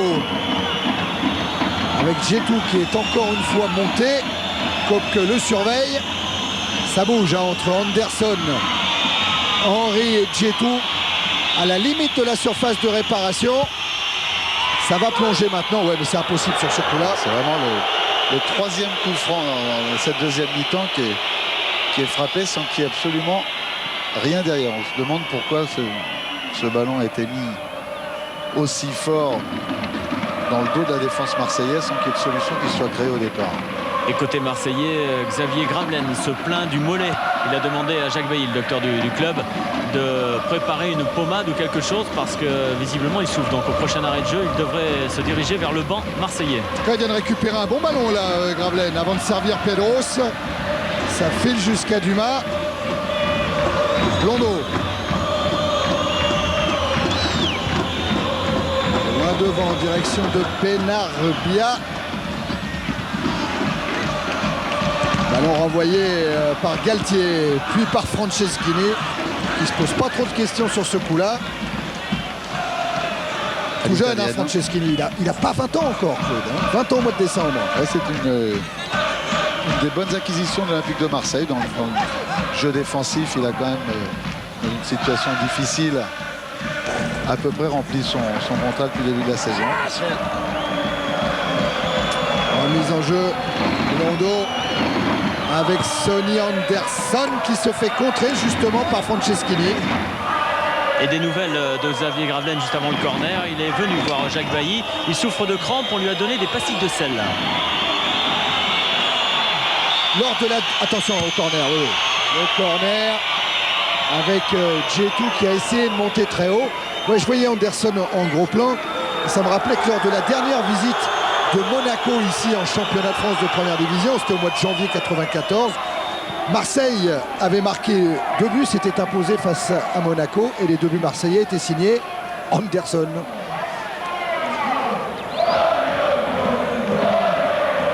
Il n'est pas parti pour ce soir. Hein. Non. Ce trio monégasque. C'est Djorkaeff qui avait marqué le but monégasque. Pedros. Ballon contré, mais toujours marseillais. Avec Echouafné. Centre d'Olivier Echouafné. Barthez a appelé le ballon. Il le capte, il relance sur Anderson. Devancé par Franceschini. Assoir. Gravelaine.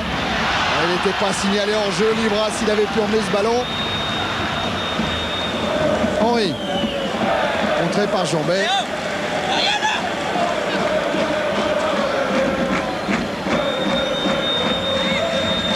Benarbia. Encore une intervention de Franceschini.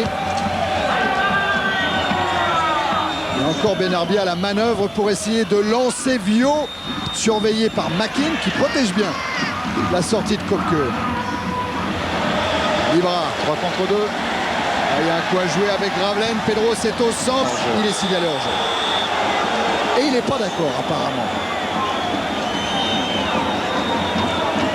Et il a tort de ne pas être d'accord.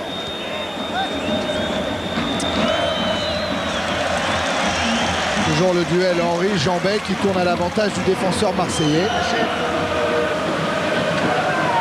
Côté monégasque, on va procéder à un changement dans peu de temps et c'est Dan Petersen qui va faire son apparition. Le Danois.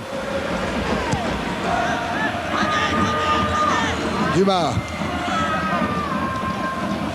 Avec Henry. Henry toujours sur son couloir gauche. Cherche à repiquer à l'intérieur. Un petit coup de billard avec Monsieur Puyalt. Mais ballon toujours dans les pieds de Roy vers Gravelaine. Que dit l'arbitre? Il joue la touche ou il joue le coup franc? La touche. Bon tacle apparemment, dit-il.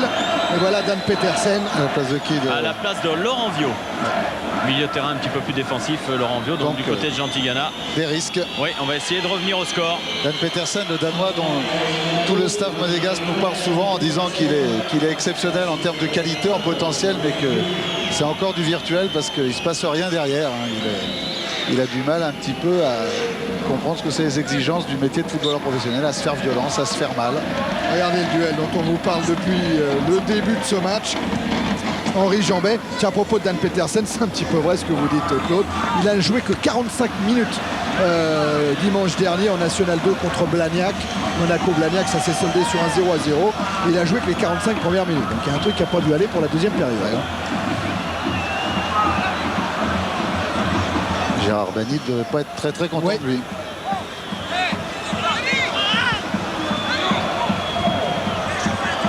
C'est vrai qu'il a de la qualité techniquement, il est adroit, il a une superbe frappe, il va vite. Anderson avec Benarbia. C'est bien retourné Benarbia. Il va pas pouvoir servir Petersen. Makin.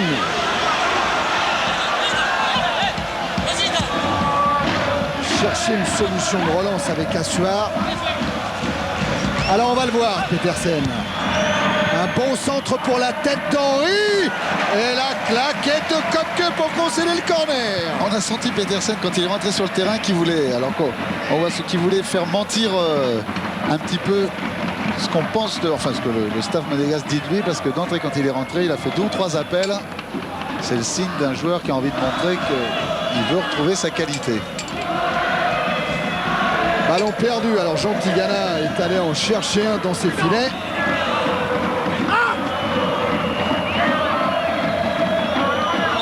Thierry Henry qui va jouer peut-être son 8e match complet de l'année en D1. Blondeau. Benarbia. Un centre, Thierry Henry, un contrôle, il va avoir du mal à se retourner. Et oui, la défense marseillaise est montée vite. Et Pedros s'amorce le contre. Avec une faute Henry, monsieur Puyalt a dans un premier temps laissé l'avantage, avant bien sûr de revenir à la faute. On voit quand il écarte Canal Pedros.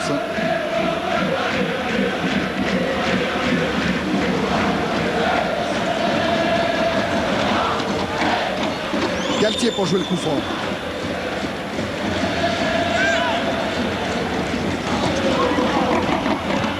Ballon renvoyé par la défense monégasque. Galtier lui va repasser par Kopke.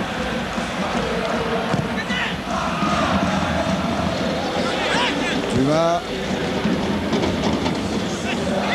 Roy. Blondeau maintenant. Et toujours Galtier. Là, il a éliminé Petersen dans un premier temps. Ouais, pour servir Pedros, c'est bien fait. Ah, le mauvais contrôle. Ça profite à Blondeau. Collins. Benarbia. Et Libra pour finir. Qui peut repartir vers le but de Barthez. Il a fait un bon enchaînement, là, Libra. Son ouverture est moins bonne en direction de Gravelaine. Il vient se battre Libra pour récupérer le ballon. Assoir. Pedros. Centre de Pedros. Dumas. Pas suffisant. Et la parade de Barthez sur la reprise de Marc Libra. Combien de voir en l'espace d'une minute tout faire. Ouais, superbement bien joué, ce ballon qu'il a piqué contre le poitrine et frappé derrière. Gravelaine avec Assoir, mais récupération Pedersen. Encore un beau coup de billard avec monsieur Puyalt. Blondeau, il est signalé hors jeu, Henry.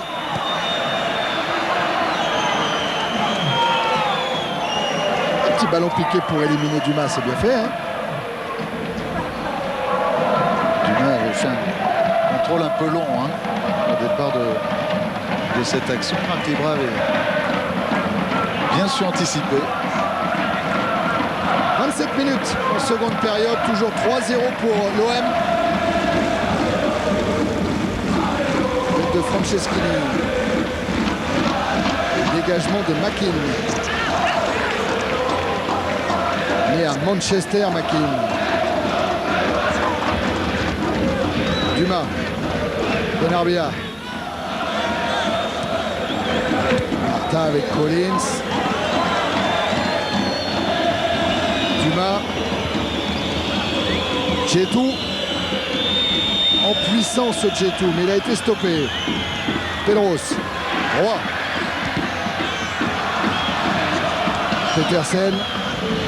Blondeau. Encore le Danois. Ça va être dur ce 1-2. Makin va revenir. Anderson. Avec Benarbia. Pris dans la tenaille, Anderson. Oh là, il chute. Oh que le coup était bon à jouer pour Monaco. C'est pas la soirée des Monégasques. Et Assoir en profite pour servir Pedros. Faute, mais manque de communication aussi chez les Marseillais, parce que Renal Pedros aurait dû être informé par ses coéquipiers autour de lui. Alors qu'on va voir Anderson qui se bloque un peu en appui sur sa jambe droite et tombe tout seul, alors qu'il avait il avait du champ devant lui, là, Thierry. Oui, il y avait un coup à jouer. Suite à la faute de Collins, coup franc joué par Galtier. Anderson encore. Il va avoir du mal à s'en sortir Anderson entre Makin et Franceschini.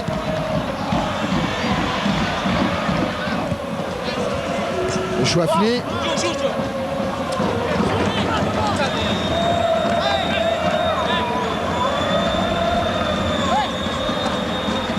Monégasque. Roy a récupéré le contre. Pedros. Roy qui a poursuivi. Là derrière lui Djetou. Ça c'est un beau geste défensif de Djetou. Non, il n'y avait pas faute, Claude. Il faudrait revoir. Il a peut-être un peu pris sur le pied d'appui. C'est quelquefois dangereux pour les adducteurs d'un joueur, parce que ça crée un étirement complet. Là, on voit Roy qui est resté un petit moment au sol, qui va récupérer le ballon, mais comme il était en position de hors-jeu. Ouais, monsieur Puyalt, t'as vu son juge de touche. Mais vraiment, c'était involontaire. Hein. Ah, on va voir. Sur son appui, il lui prend le pied Ah oui, oui. Je retire ce que j'ai dit.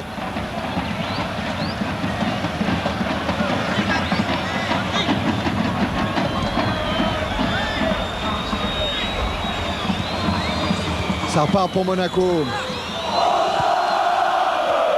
Henry. Cherche une ouverture sur ce couloir. Il ne va pas la trouver, sauf qu'il obtient quand même un coup franc. Ah, ils n'auront pas laissé beaucoup de champ pour manœuvrer à sa guise pour son baptême au stade Vélodrome. Hein. Voilà le vent dont on vous parlait tout à l'heure. Qui souffle de plus en plus. Hein. Les drapeaux s'agitent un petit peu plus chaque minute. Et il souffle dans le sens de l'AS Monaco. Et il est très froid, hein, je vous le confirme. Ah oui, duel Franceschini-Anderson. Et ballon sorti par Galtier. Tiens, juste derrière la ligne médiane, il y avait Fabien Barthez qui était monté jusqu'au milieu de terrain. Et là, il va être obligé de redescendre. Il faut changer. Ah, Libra, il a été un petit peu juste. Et on se bat, hein, côté marseillais. Ce vent terrible qui se lève, ça explique peut-être aussi ce coup franc raté par Lilian Martin qui s'est peut-être fait piéger. Hein, pas... Pourtant, il connaît le vent puisqu'il est originaire de Valréas. Il était à Dunkerque, mais il est originaire de Valréas dans le Vaucluse. Ah oui, d'accord. Dans ce couloir rhodanien, encore hors jeu, où le Mistral souffle pas mal. Mais c'est peut-être ce qui explique ce coup franc. On avait été un petit peu sévère avec lui.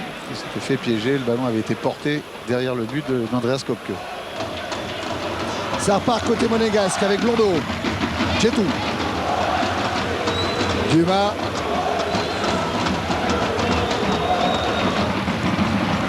Martin qui prolonge vers Henry. Récupération Roy. Puis Libra, devancé par Lilian Martin. Et les consignes de Gérard Gilly pour cette fin de match, c'est surtout dans le replacement. Djetou. Ouais, gérer le 3-0 maintenant. Hein. Faire des efforts comme ils le font là en ce moment. Oh, le tacle par derrière de Franceschini. Monsieur Puyalt l'a vu, mais laisse l'avantage. Ça n'a pas vraiment profité. Galtier. Libra. Assuar. Assuar qui aura fait un très bon match. Hein. On ne parle pas beaucoup de lui, mais au bout du terrain, il aura ouvert énormément de terrain, provoqué, cherché des solutions, en faisant vivre le ballon le plus vite possible. Lui aura 20 ans dans quelques jours, le 27... Non, il a eu 20 ans le 27 octobre.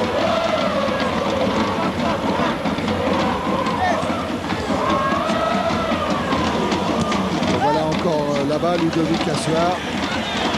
Ça joue vite cette remise en jeu en direction de Libra. Dumas a été attentif, il a bien fait. Henry.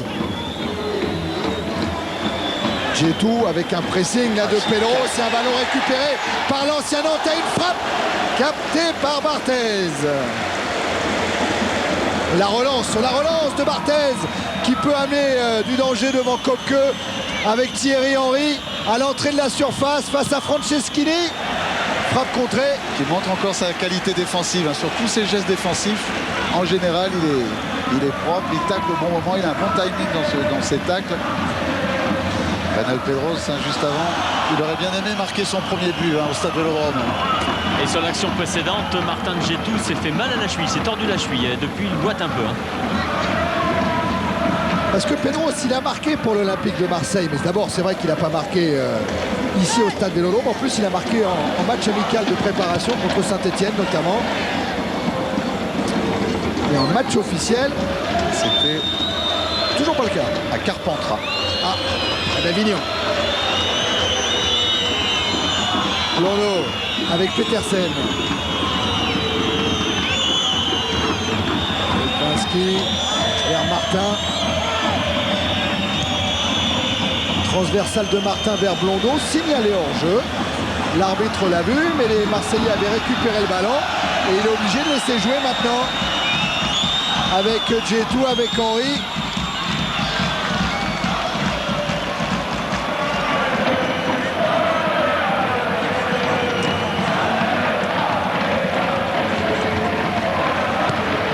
Dégagement manqué de Kopke. Martin. Libra.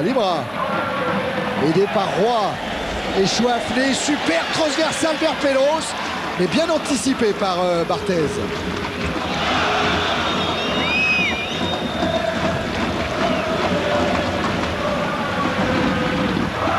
Alors qu'il reste 10 minutes maintenant à jouer dans ce Marseille-Monaco. Marseille mène 3-0 et c'est à vous de donner une note à la rencontre sur le 36-15 code CPLUS. Galtier pour jouer le coup franc. Nouvelle intervention de M. Puyalt, faute des attaquants marseillais et de Marc Libra.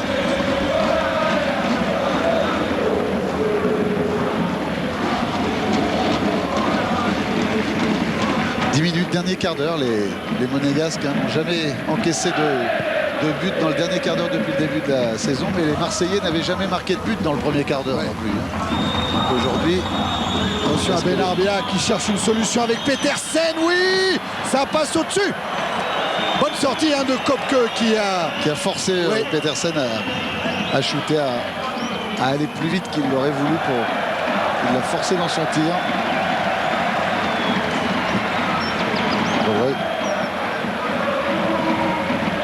Ça va mourir juste derrière la transversale et derrière le ballon est resté.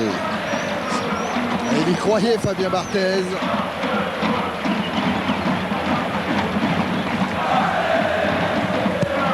Kopke. Roy à la lutte avec Benarbia. Anderson. Petersen. Henry est parti. Interception de Franceschini.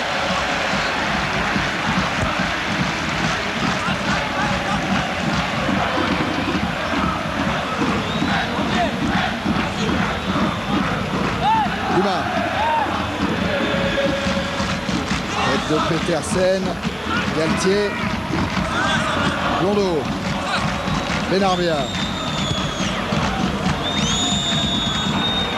Dans la course de Blondeau, retour de Roy. Djetou. Allez Djetou, il passe, il se heurte à Franceschini. L'arbitre laisse l'avantage car Benarbia a le ballon. Et Benarbia va provoquer, il manque complètement son centre.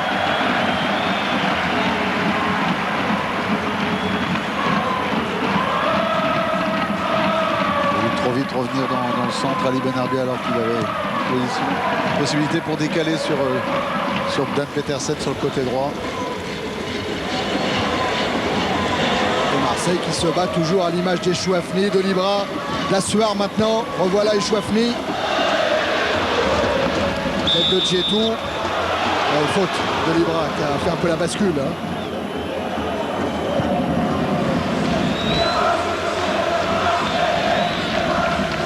Collins avec Henry. C'est mis dans le sens de la marche, Henry. Il a un petit peu de champ pour passer en vitesse Franceschini. Ce sera un corner pour l'AS Monaco. Quand il peut emmener son ballon et faire parler sa vitesse.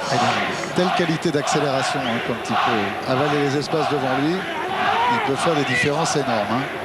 On va le voir là son. Récupère ce ballon, accélération. Et là, il a voulu sur le centre retrouver Sonny Anderson. Le corner avec une tête monégasque qui ne donne rien.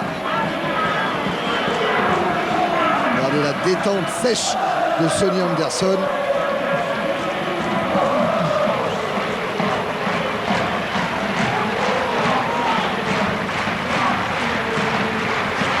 Neuf tirs de chaque côté. Et c'est plus cadré du côté de Marseille, nettement. Oui, ça explique la différence aussi en tableau d'affichage. C'est vrai que les Monégasques sont revenus un petit peu. Ils n'ont pas fait une grosse deuxième mi-temps, on va pas raconter d'histoire, mais ils sont quand même beaucoup plus replacés. Ils étaient plus propriétaires du ballon en deuxième mi-temps.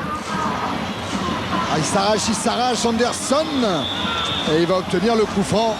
Un beau coup franc là dans l'axe. Gravelaine a beau râler. Ça m'étonnerait que M. Puyalt change d'avis. Ils sont nombreux à vouloir le frapper du côté monégasque. Ali Benarbia a piqué un petit sprint au départ. Lilian Martin est arrivé. Très honnêtement, je pense qu'il y avait bien coup franc. Ouais. Depuis le début de l'action.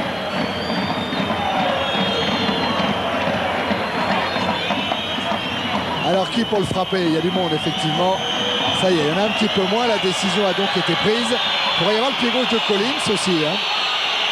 Martin, non? Et Martin. Alors Collins ou Martin?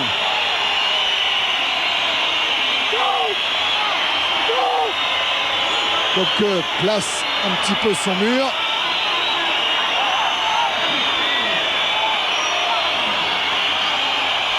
Collins le pied gauche, Martin le pied droit.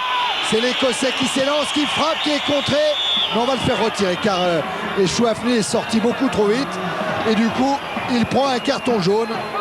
Olivier Echouafny. Son deuxième de la saison, il en avait pris un à Nancy. Alors on garde le même tireur dans ces cas-là, Claude, ou on change? Ça peut changer, ils peuvent trouver aussi une solution complètement décalée de l'autre côté du mur pour... Jambé est venu recontrôler ça complètement à l'extrême droite du mur marseillais.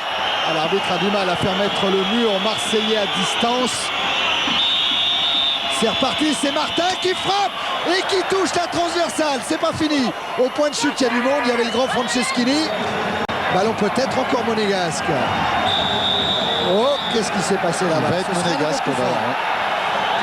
Martin, il a une frappe de balle sur tous les coups francs parce qu'il est capable de frapper en force, de frapper en finesse, de trouver des trajectoires de chaque côté du mur. Hein, sur ce coup-là. Alors Kopke qui essaye de se faire comprendre. Amada, vous avez compris, c'était pour que Jambet ferme bien l'angle sur ce coup franc rentrant, renvoyé à la Kopke. Ouais, par le boxeur Kopke, le boxeur de ballon. Et encore un coup franc pour Monaco.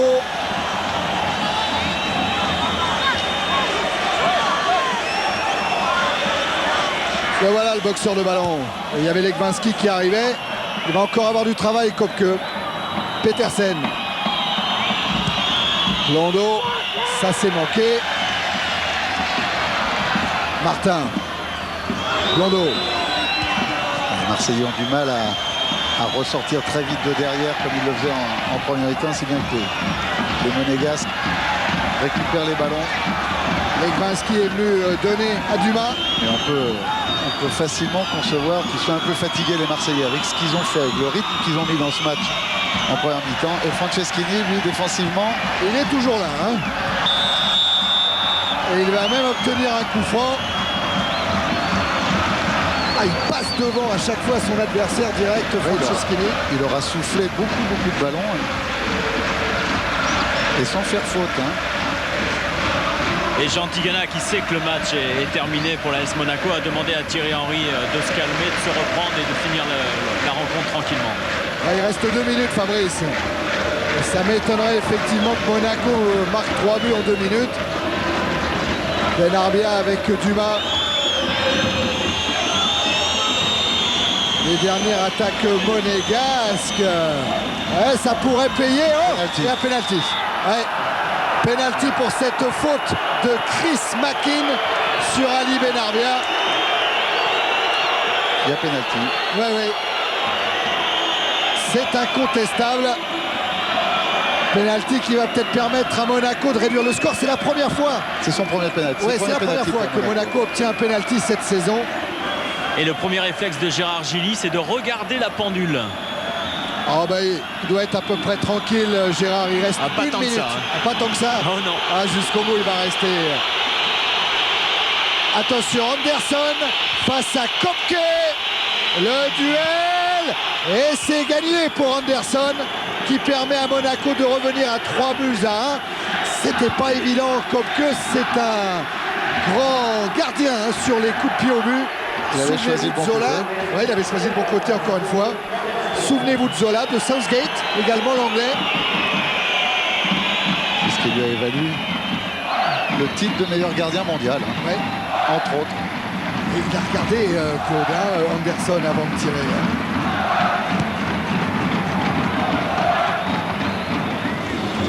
Dumas. C'est le 9e but de Sonny Anderson.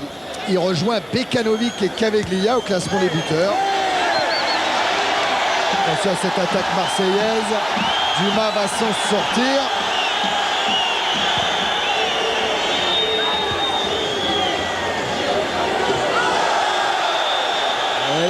une intervention de monsieur Puyalt dans les arrêts de jeu, car le temps réglementaire est terminé. Coup franc en faveur de Marseille. Makin est monté, il a été suivi par Petersen. Je pense que là, Gérard Gilly doit dans les angles morts pour faire vivre. Tiens, une info de sport automobile. Michael Schumacher et Ferrari ont décidé de prolonger leur collaboration jusqu'en 1999. Schumacher chez Ferrari. Assoir, Roy. Ballon récupéré par Blondeau. Martin en direction d'Anderson, qui a essayé de prolonger sur Henry. Ce sera corner quand même. C'est la fête dans les tribunes du Stade Vélodrome.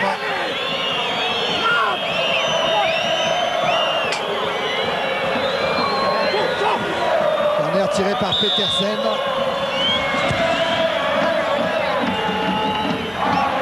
Et la reprise, sortie sur la ligne par Amana Jambet.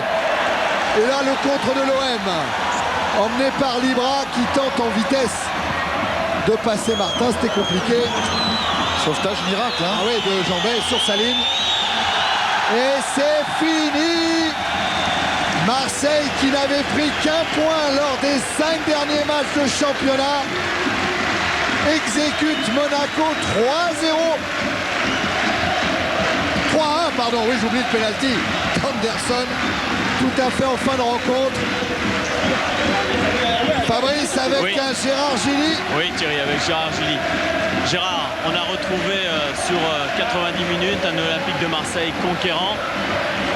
3 buts à l'arrivée. Est-ce que c'est suffisant pour tout effacer d'un seul coup? Je crois qu'avant toute chose, il faut féliciter les joueurs pour leur courage et leur première mi-temps qui a été tout à fait très réaliste, avec beaucoup d'engagement, avec ce qu'il fallait pour gêner cette belle équipe de Monaco. Et je pense qu'avec les joueurs ont su se réconcilier avec leur public. Et je crois que pour l'avenir, ça sera très important pour eux. Et l'avenir, bon, il ne faut pas se le cacher. Il y avait 2 matchs à l'Olympique de Marseille et 2 matchs aussi, entre parenthèses, à Gérard Gilly, Montpellier et l'AS Monaco. Comment vous avez pu vivre ces avant-matchs? Comme un entraîneur qui n'a pas de résultat et qui se demande comment il va pouvoir faire pour permettre à son équipe de se retrouver et de retrouver la confiance du public, surtout de prendre les 3 points. Donc mon avenir, on verra plus tard. D'accord, Gérard, au revoir. On verra plus tard. Ce qu'on peut dire, Claude, sans se tromper, c'est que l'avenir de Gérard Gilly à Marseille, il était quasiment réglé en cas de défaite. Oui, je crois qu'il y avait un espèce de consensus un petit peu étonnant, hein, Oui. de savoir que s'il y avait une défaite, bon, c'était difficile de continuer à soutenir Gérard Gilly, alors qu'il a fait quand même un superbe boulot depuis qu'il a repris cette équipe en main qui était au fin fond de la 2e division. En première division par hasard. Et et on voit, on a beaucoup discuté avec Gérard depuis hier, hein, depuis le domaine de Tournon et tout, et on se rend compte qu'il est très ému en ce moment parce qu'il savait qu'il y avait son équipe derrière, il voulait réconcilier son équipe avec le public, il trouvait qu'on était un petit peu injuste avec lui, et c'est vrai que ce match-là, et surtout l'approche du match et le départ et la première demi-heure, ça doit lui faire beaucoup de bien, il avait besoin de ça. Hein. Et on voit Marcel Libre entrer dans un vestiaire évidemment euphorique après cette victoire. Tiens, le temps que Fabrice retrouve quelques joueurs à interroger, on va peut-être regarder le classement. Jean-Jacques Msalem.